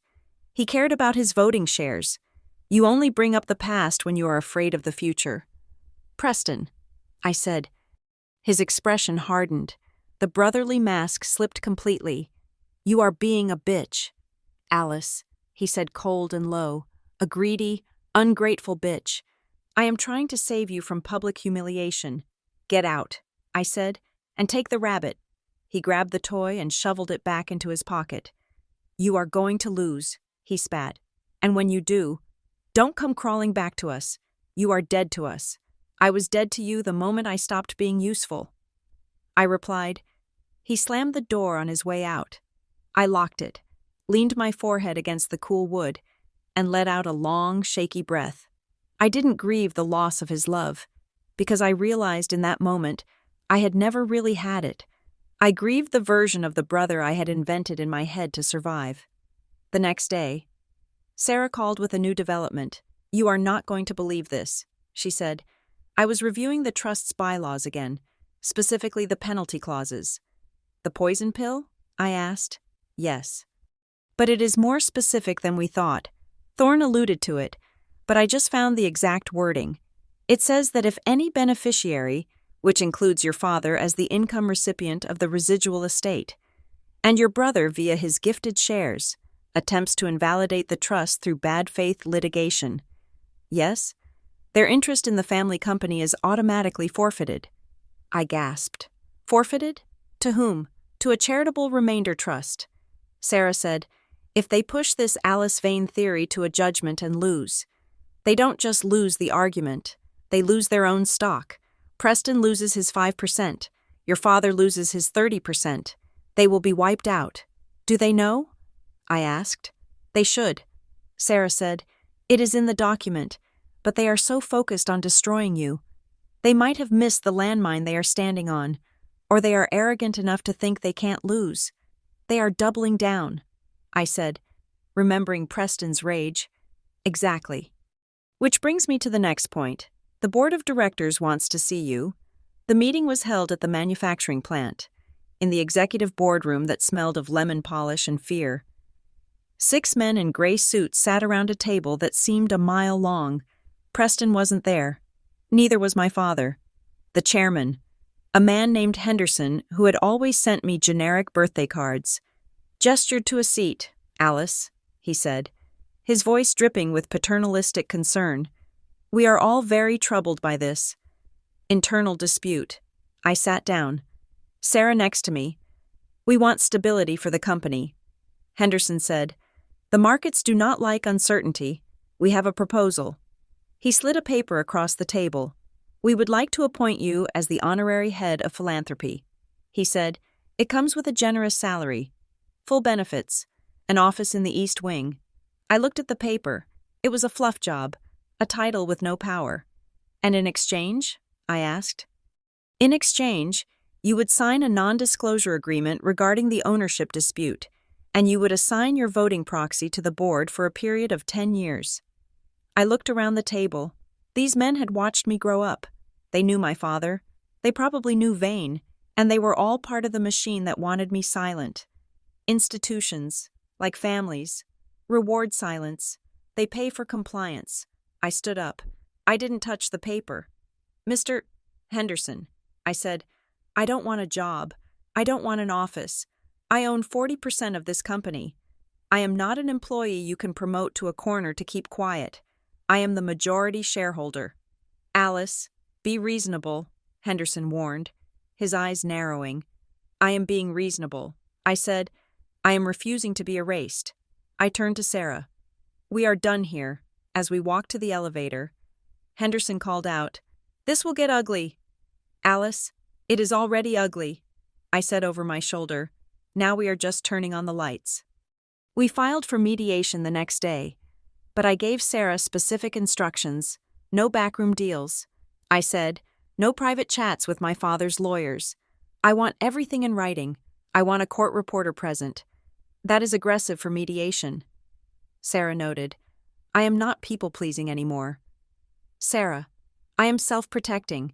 If they want to talk to me, they do it on the record." I spent the weekend preparing. I read the notebook I had started.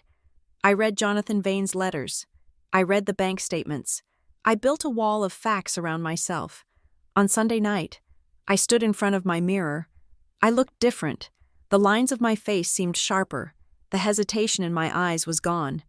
I wasn't the girl who cried in her car after family dinner anymore. I was Alice Marie Vane Kelly, and I was ready to take back my name. The phone rang one last time before bed. It was a number I didn't know. "Alice?"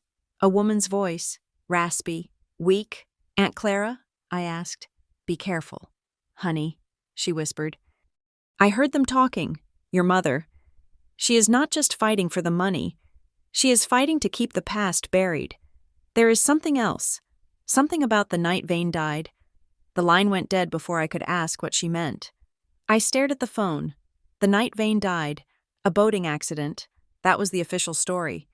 But in the Kelly family, stories were just things you told until people stopped asking questions. I added a new page to my notebook. Question: what really happened to Jonathan Vane? I closed the book. Mediation was tomorrow. I would start by asking for the money, but I wouldn't stop until I had the truth. The mediation center was located on the 14th floor of a high-rise that overlooked the river, a neutral ground that cost $400 an hour to rent. The room was designed to induce calm. The walls were painted a soft, non-committal beige. The chairs were ergonomic, and the water pitchers were filled with artisanal cucumber slices. But to me, the air tasted like ozone, the sharp metallic tang that precedes a lightning strike. I sat on one side of the long oval table. Sarah Vance, my attorney, was to my right. Elias Thorne, the trustee, was to my left. Across from us sat the phalanx of the opposition. My mother, Martha, wore a suit of armor disguised as a Navy Chanel skirt set. Her hair was immobile, her face composed into a mask of long-suffering dignity. Preston sat next to her, tapping a gold pen against a legal pad, radiating a kinetic energy that felt like suppressed violence. And at the far end, in a wheelchair that seemed to swallow his diminished frame, was my father. He had been discharged from the hospital only 2 days prior. Against medical advice, specifically to attend this meeting, He looked gray, his skin the color of old parchment. He refused to meet my eyes. The mediator, a retired judge named Harriet Sloane, sat at the head of the table. She adjusted her glasses and looked at us over the rim.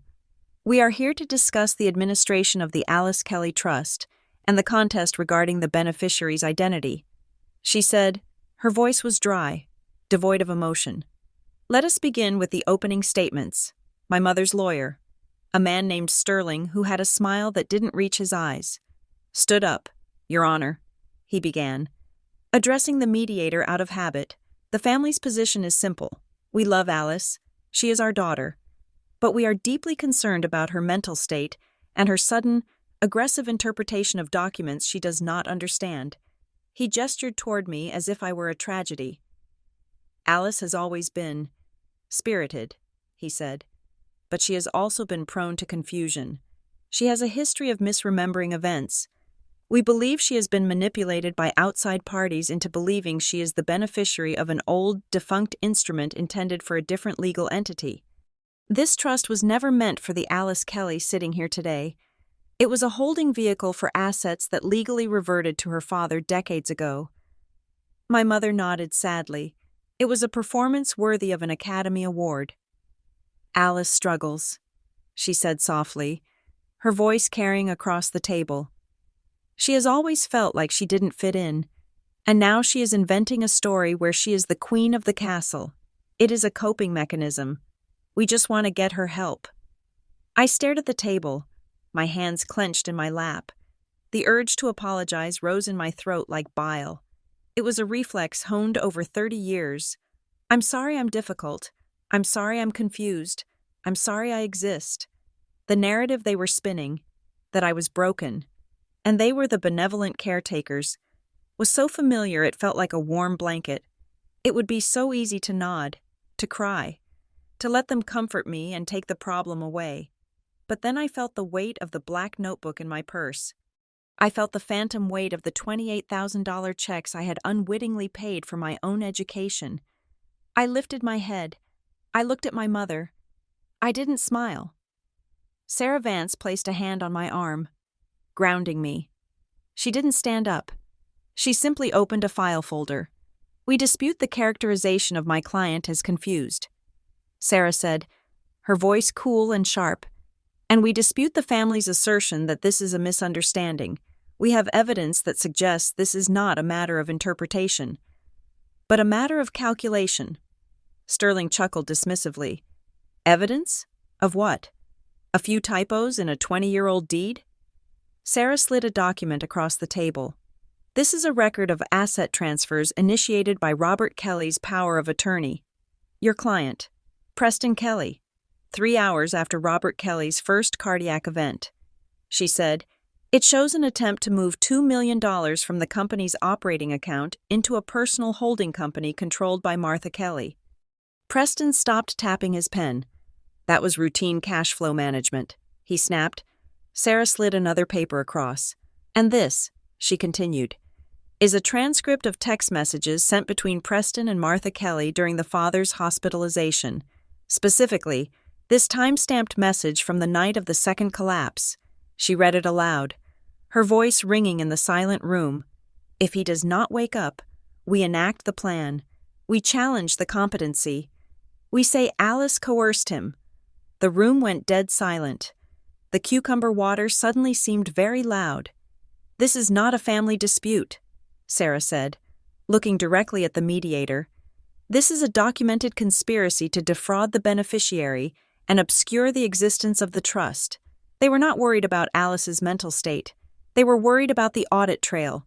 The mediator, Harriet Sloane, picked up the transcript. She read it, her eyebrows climbing toward her hairline. She looked at Sterling. "Mr. Sterling," she said, her tone shifting from polite facilitation to judicial scrutiny. "This looks a great deal like bad faith. It is out of context." Sterling sputtered. "Emotional shorthand during a crisis. It is coercion." Sloane corrected. I watched my mother. She didn't flinch. She stared at the wall, her jaw set in a hard line. She wasn't embarrassed that she had been caught. She was furious that I had dared to look. Then, Elias Thorne cleared his throat. He had been silent until now, a statue in a gray suit. He reached into his briefcase and pulled out a thick, sealed envelope. It looked ancient. The paper yellowed at the edges, in anticipation of this mediation. Thorne said, his voice deep and resonant, "And given the direct challenge to the trust's validity, I am compelled to unseal Exhibit B of the original trust formation documents." He placed it on the table. "This is a sworn statement, notarized in October of 2001. He explained. It was drafted by the grantor's personal counsel and signed by Robert and Martha Kelly as a condition of receiving the initial funding. My father made a sound, a low, strangled noise from his throat. My mother's hand shot out and gripped his wrist, her nails digging into his skin. "What is this?" Sterling asked, looking nervous. Thorne opened the envelope and pulled out a single sheet of paper. "This is the agreement of conduct," Thorne said. He began to read. The undersigned, Robert and Martha Kelly, acknowledge that the funds provided by the estate of Jonathan Vane are to be held in trust for the minor child, Alice Marie Vane, hereafter referred to as Alice Kelly. We further acknowledge that the preservation of the family business is contingent upon the safety and presence of the child within the household. Thorne paused, looking up to ensure everyone was listening. However, he continued, reading a highlighted paragraph. It is mutually understood that for the stability of the arrangement, the child must remain unaware of her financial leverage. Security breeds independence, and independence poses a risk to the custodial guardians. Therefore, the guardians agree to maintain a family dynamic wherein the child is kept in a state of dependency and emotional uncertainty, ensuring she does not seek to leave or investigate her origins. I felt the air leave my lungs. It wasn't just that they hated me. It wasn't just that they were greedy. It was a strategy. It was a contractual obligation. Security breeds independence. They had deliberately engineered my insecurity. Every time my mother made me feel small. Every time my father stayed silent. Every time Preston excluded me. It wasn't accidental cruelty. It was a retention policy. They needed me to feel too worthless to leave. Because if I left, the money left with me. They clipped my wings so I couldn't fly away with their bank account. I looked at my father. Tears were streaming down his face, tracking through the gray stubble on his cheeks. "Dad?" I whispered. He opened his mouth. His lips trembled. He looked at me with a devastation that felt bottomless. "Alice, he croaked. Martha turned on him. Her face was contorted, the mask gone. Her eyes were wide and feral. "Robert, be quiet," she hissed. "Do not say a word." But he looked at me. He looked at the daughter he had sold for a factory. "I didn't want to," he whispered. "I didn't want to sign it. But Vane, he was going to destroy us." Martha slapped the arm of his wheelchair. "Shut up!" she shrieked. "It was for you. I did it all for you." The mediator stood up. "Order." But the silence that followed was heavier than the shouting. My father slumped back in his chair, his eyes closing. He had spoken, but he hadn't finished. He had let her silence him again. Even now, with the truth on the table, he feared her more than he loved me. I realized then that I could love him. I did love him, with a painful, aching part of my heart, but I could never trust him. He was a man who would always choose his captor. Sterling, looking pale, signaled for a recess. The family retreated to a side room. Sarah, Thorne, and I stayed in the main chamber. I sat staring at the city skyline, feeling a strange numbness. They monetized my trauma. I said quietly, "Yes," Thorne said. "They did." 20 minutes later, Sterling returned alone. He looked like a man who had just brokered a deal with terrorists. "We have a proposal," he said, sitting down and arranging his papers. "A global settlement. Let's hear it." Sarah said, "The family is willing to drop the challenge to the trust." Sterling said, "They will acknowledge Alice as the beneficiary. In exchange, Alice will agree to resign her position as protector immediately. She will convert her voting shares into non-voting preferred stock." "And?" Sarah asked. "And," Sterling continued. The company will pay her a fixed dividend of $500,000 a year for life, plus a one-time lump sum payment of $10 million. $10 million. It was enough to vanish, enough to buy a new name, a new history, a life where I never had to see a Kelly again. But she must sign a full release, Sterling added, and she must agree to a permanent non-disparagement clause. She cannot speak to the press. She cannot speak to the shareholders. She takes the money and she walks away. Sarah looked at me. It is a good offer. Alice, financially speaking, it sets you up forever. I looked at the paper Sterling had placed on the table. It was a golden parachute, but it was also a muzzle. They are scared, I said. Sterling stiffened. They are generous. No, I said. They are terrified. They don't mind paying me. They have plenty of money. What they hate, what they can't stand, is the idea of me having authority. They want to buy my resignation because they can't handle the idea of the guest running the house. I stood up. I decline. I said, Sterling blinked. Excuse me? I said no. I don't want the 10 million. I want the shares. I want the voting rights. And I want to remain the protector. Alice, this is a mistake, Sterling warned, his voice dropping. If you refuse this, they will burn the house down before they let you run it. Let them try. I said, it is my house. We ended the mediation. There was no handshake. My mother wouldn't even look at me as they wheeled my father out. Preston glared at me, his face a mask of pure venom. I walked out of the building feeling terrified. I had just turned down $10 million. I was going home to a rented apartment and a frozen lasagna. I was alone. But as I stepped onto the sidewalk, I took a deep breath of the city air.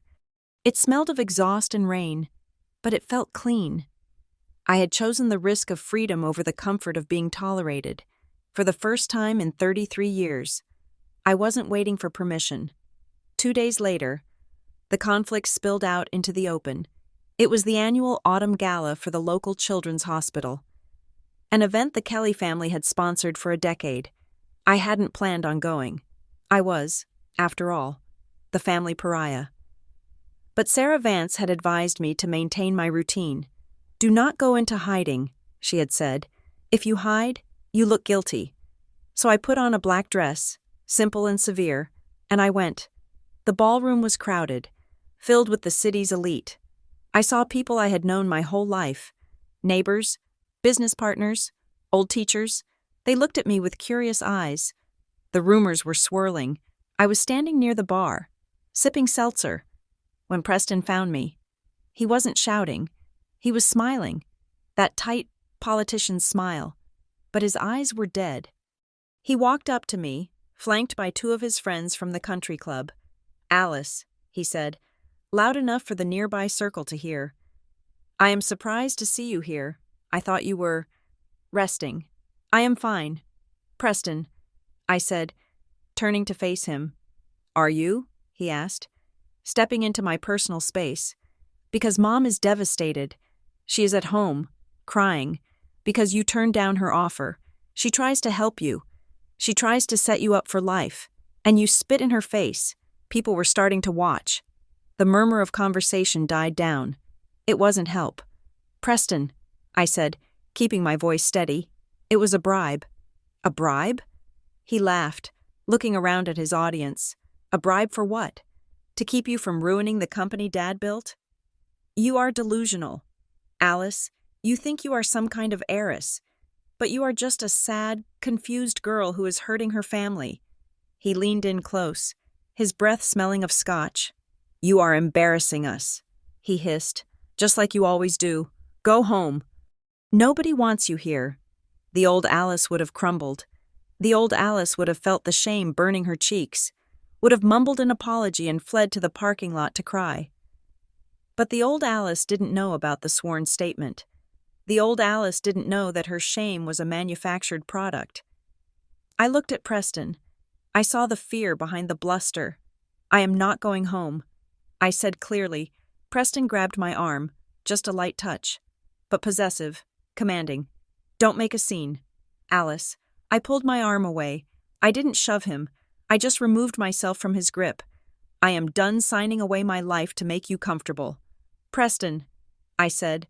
My voice wasn't loud, but in the sudden silence of the ballroom, it carried. I looked him in the eye, and I am done pretending that you are the victim. I turned and walked away. I walked through the crowd. I felt their eyes on me. Some were shocked, some were judgmental, but for the first time, I didn't care what they thought. I wasn't playing the role of the quiet, grateful daughter anymore.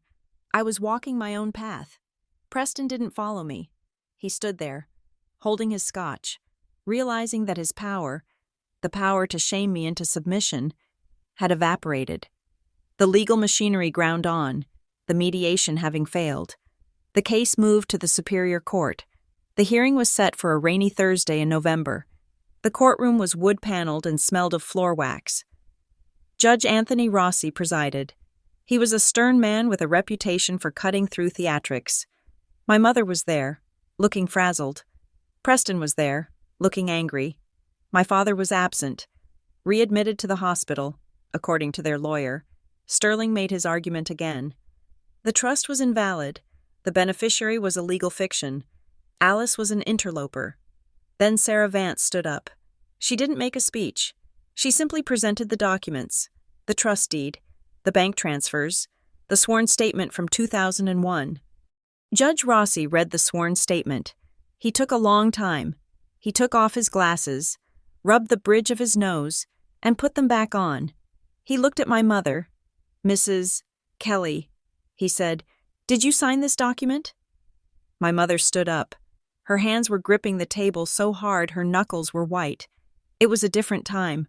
"Your Honor," she said, her voice trembling with suppressed rage. "We were under duress. We were being blackmailed by a monster." "And the clause regarding the deliberate emotional suppression of the child?" Judge Rossi asked. "Was that also duress? Or was that a lifestyle choice?" My mother didn't answer. She sat down, looking smaller than I had ever seen her.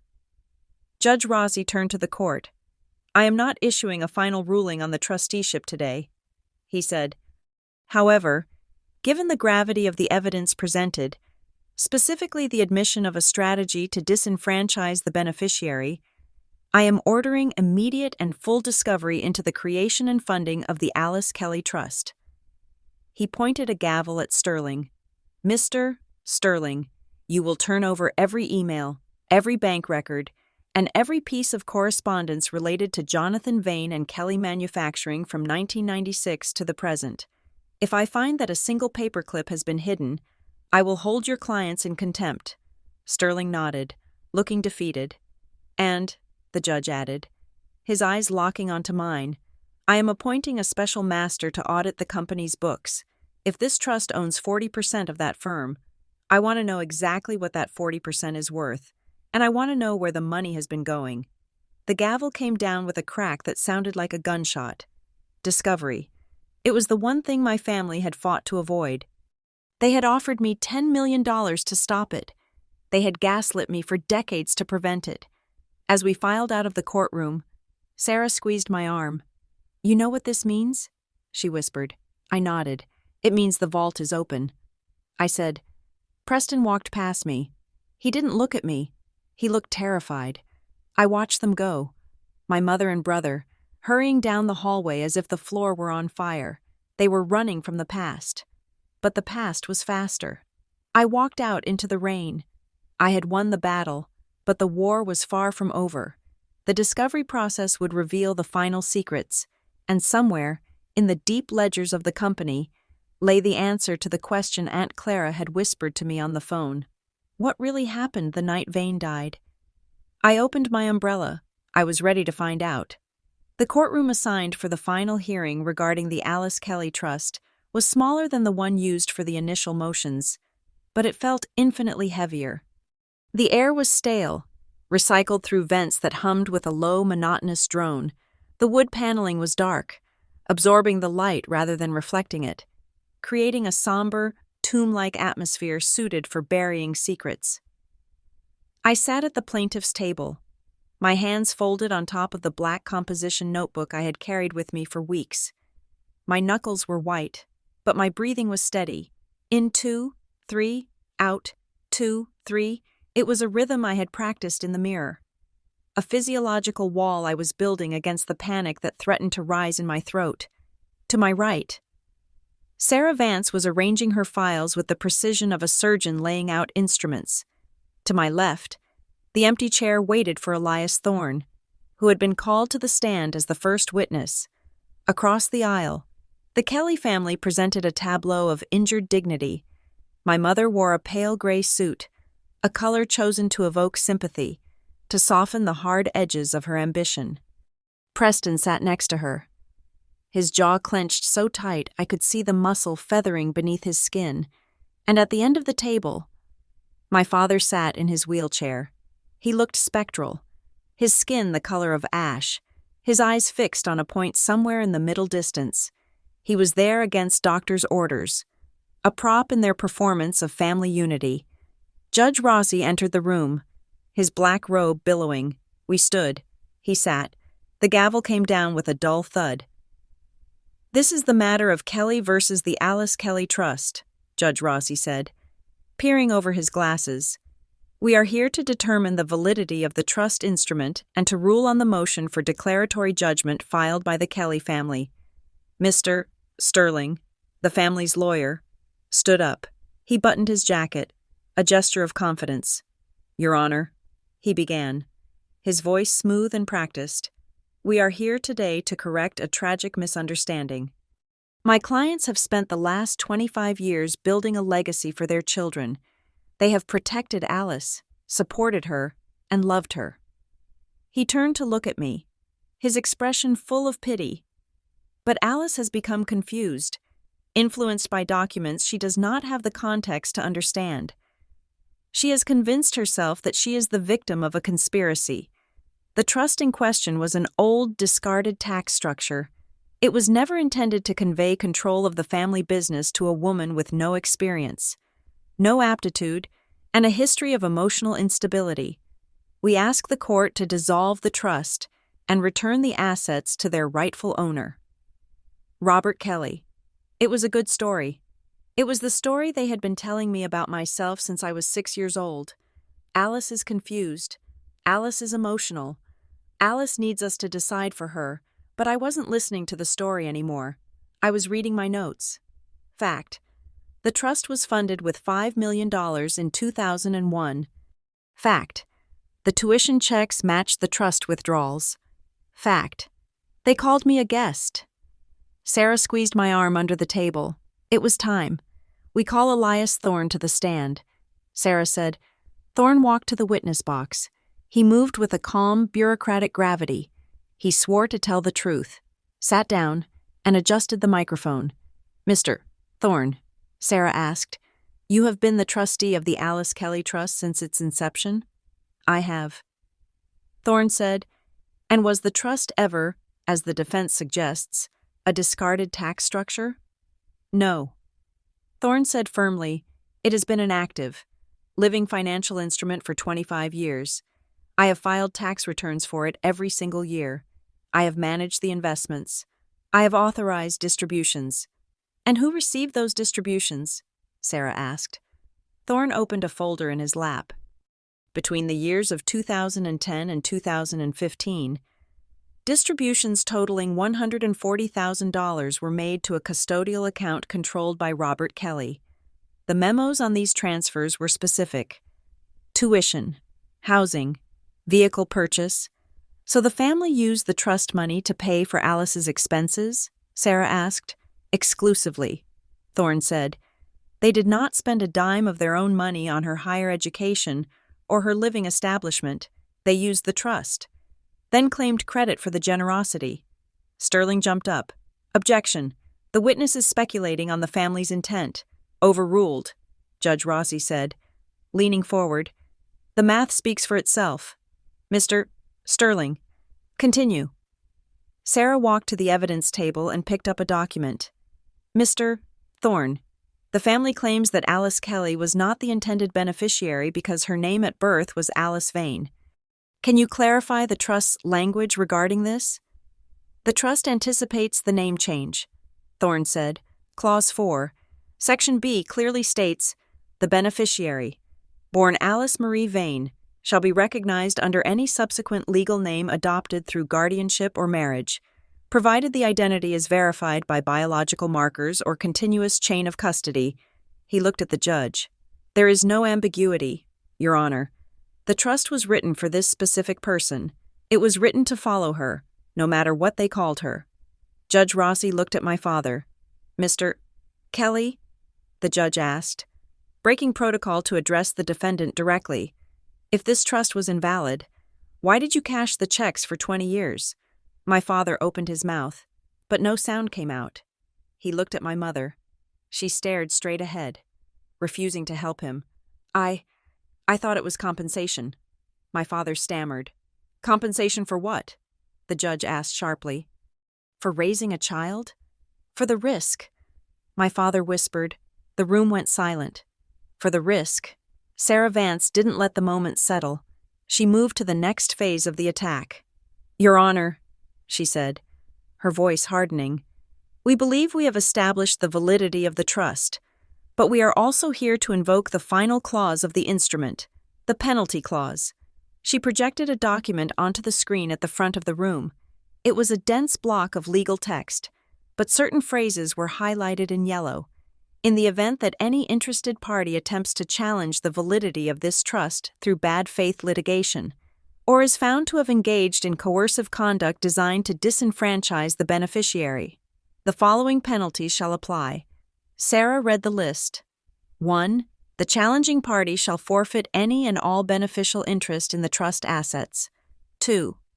The challenging party shall be removed from any corporate governance roles associated with the trust's holdings. 3. Immediate administrative control of the trust assets, including all voting shares of Kelly Manufacturing, shall transfer to the primary beneficiary. She turned to the family. We are arguing that this lawsuit is bad faith. Sarah said, and we are arguing that the family has engaged in a documented campaign of coercion. Sterling laughed. A nervous, barking sound. Coercion? That is absurd. This is a family dispute. Sarah picked up a stack of paper. Exhibit C, she said. Text messages between Preston Kelly and Martha Kelly. She read the timestamps. October 18th, Preston to Martha. She is asking questions. We need to shut this down before she finds the Vane file. October 19th, Martha to Preston. Offer her the settlement. If she refuses, we enact the plan. We paint her as unstable. October 20th. Martha to Preston. If he doesn't wake up, we lose control. Make sure she doesn't get into the room alone. Sarah looked up. This isn't a family dispute. Your Honor, this is a conspiracy. They weren't worried about Alice's stability. They were worried about her discovery of their fraud. Sterling was pale. He tried to argue that the texts were privileged, that they were being taken out of context, but the judge cut him off. Mr. Sterling, the judge said, his voice ice-cold. You filed a motion claiming your clients wanted to protect the beneficiary. These messages suggest they wanted to destroy her credibility to protect their own assets. That is the definition of bad faith. But we are not done, Sarah said. She turned to Thorne. Mr. Thorne, please unseal the final exhibit, the sworn statement from 2001. Thorne opened the sealed envelope. He took out the yellowed paper that we had discussed in mediation, but which had never been read into the public record. This is a statement written by Jonathan Vane, the grantor. 3 days before his death, Thorne said, It was entrusted to me with instructions that it be read only if the Kelly family attempted to legally invalidate the trust. Please read it, Judge Rossi ordered. Thorne put on his reading glasses. The room was so quiet, I could hear the hum of the ventilation system. I, Jonathan Vane, being of sound mind, do hereby declare the reasons for the creation of the Alice Kelly Trust. Thorne's voice filled the room. Steady and resonant, I am entrusting my daughter, Alice, to Robert and Martha Kelly, not because they are good people, but because they are compromised people. I hold evidence of Robert's embezzlement from our joint ventures, and this evidence is the leash that keeps them in line. They will raise Alice because they have no choice. I saw Preston flinch, the embezzlement, the secret crime. However, Thorne continued, I know their nature. They are people who value power over love. They will resent Alice for being the source of their restraint. They will treat her as an outsider. They will try to make her feel small, because a small person is easier to control than a strong one. I closed my eyes. It was like hearing a ghost narrate my childhood. Every cold shoulder, every forgotten birthday, every joke about me not belonging. It was all there. Predicted 2 decades ago, therefore. The letter went on. I have created this trust as a time bomb. I have structured it so that if they ever try to cut her out, if they ever try to steal what is hers, the trust will strip them of everything. They think they are the masters of the house, but they are merely the caretakers until Alice is ready. Thorne paused before reading the final paragraph. Alice, if you are hearing this, it means they have broken their promise. It means they have tried to hurt you. Do not let them. You are not the guest. You are the owner. You were never meant to be like them. You were meant to be better than them. Take the company, take the power, and show them what real family looks like. Signed, Jonathan Vane. Thorne lowered the paper. I looked at my mother. She wasn't looking at me. She was staring at the table, her face a mask of absolute, shattering defeat. She knew. She had known for 25 years that this letter existed, ticking away in a vault like a heartbeat. Judge Rossi took off his glasses. He looked at the family. Then he looked at me. Alice Kelly, he said. I stood up. My legs felt shaky, but I locked my knees. Yes, Your Honor. The court finds that the challenge to this trust was brought in bad faith, the judge said. The evidence of coercion is overwhelming. The evidence of fraudulent concealment is overwhelming. He picked up his pen. I am hereby ruling the Alice Kelly Trust to be valid and enforceable. Furthermore, I am triggering the penalty clause effective immediately. He looked at Preston. Preston Kelly, your 5% interest in Kelly Manufacturing is forfeited and returned to the trust. You are removed from the board of directors. Effective immediately. Preston stood up, his face purple. You can't do that. That is my property. Sit down, the judge roared, or I will have you removed by the bailiff. Preston sat, collapsing into his chair. Martha and Robert Kelly, the judge continued, your voting rights are suspended. Control of the 40% block held by the trust is hereby transferred to the primary beneficiary, Alice Kelly, to be administered with the oversight of Mr. Thorne. The judge looked at me. Mrs. Kelly, you are now the majority shareholder of Kelly Manufacturing. You have the controlling vote. The silence that followed was absolute. For 33 years, I had been the one who couldn't speak. I had been the one interrupted at dinner. I had been the one told to go to her room while the adults talked. Now, I was the only one who mattered. I looked at my mother. She looked small. The armor of her Chanel suit, the weapon of her sharp tongue, none of it mattered anymore. She was just a woman who had gambled her daughter for money and lost both. The hearing is adjourned, Judge Rossi said. The gavel cracked. It was over. I didn't cheer. I didn't smile. I just sat down and exhaled. A long, slow release of breath that felt like letting go of a lifetime of holding it in. Sarah turned to me, beaming. We did it. Alice, you own it all. I nodded, packing my notebook into my bag. I own it, I said. Now I have to fix it. We walked out of the courtroom. The hallway was crowded with lawyers and clerks. But the path cleared for us. People knew. The news travels fast in courthouses. I pushed through the heavy double doors and out into the lobby. It was raining outside, a hard, driving rain that lashed against the glass walls. Alice. The voice was weak, barely audible over the noise of the crowd. I turned. My father was there. He was alone. My mother and Preston had vanished, likely out a side exit to avoid the press or the shame. He was sitting in his wheelchair near a potted fern, looking like lost luggage. I told Sarah and Thorne to wait for me by the elevators. I walked over to him. He looked up at me. His eyes were red, rimmed with the exhaustion of a man who has been running from the truth for a quarter of a century. I didn't want it to end like this, he said. his voice trembling. How did you want it to end? Dad? I asked.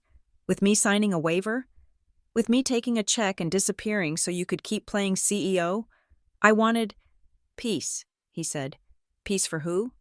I asked. For you? Because it certainly wasn't peaceful for me. It wasn't peaceful wondering why I wasn't good enough. It wasn't peaceful being the family joke.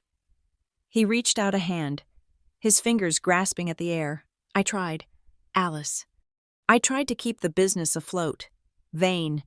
He left us with a mess. I had to fix it.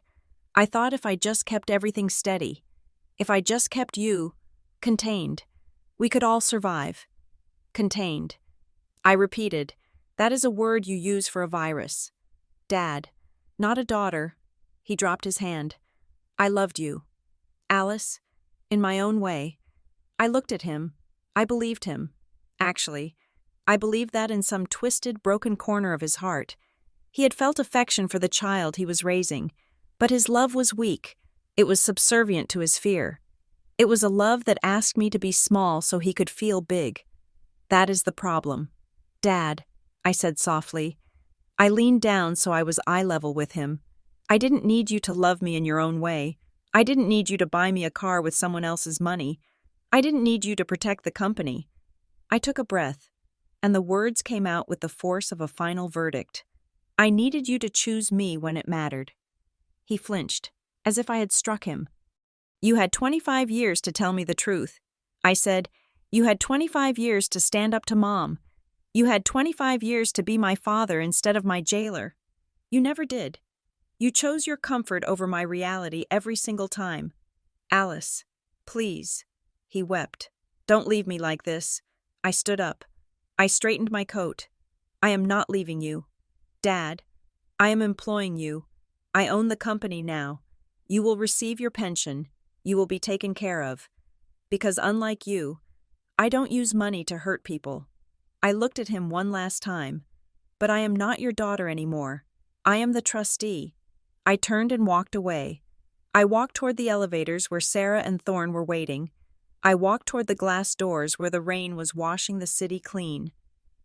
I didn't look back. There was nothing behind me but ghosts and bad debts. Ahead of me, there was a company to run. There was a legacy to rebuild. And for the first time in my life, there was a name that belonged to me, Alice. Just Alice. Thank you so much for listening to My Parents Told Me I Wasn't Real Family, until a 25-year-old trust proved who the real heir was. I hope you enjoyed this journey of vindication and justice. It is a heavy story, but one I felt needed to be told. Now, I want to hear from you. Where are you listening from today? Have you ever had to fight for your own history? Please leave a comment below sharing your thoughts in English. I read as many as I can. And if you want more stories like this, please subscribe to the Revenge Stories channel. Your support helps me bring these characters to life. Until next time, keep writing your own truth.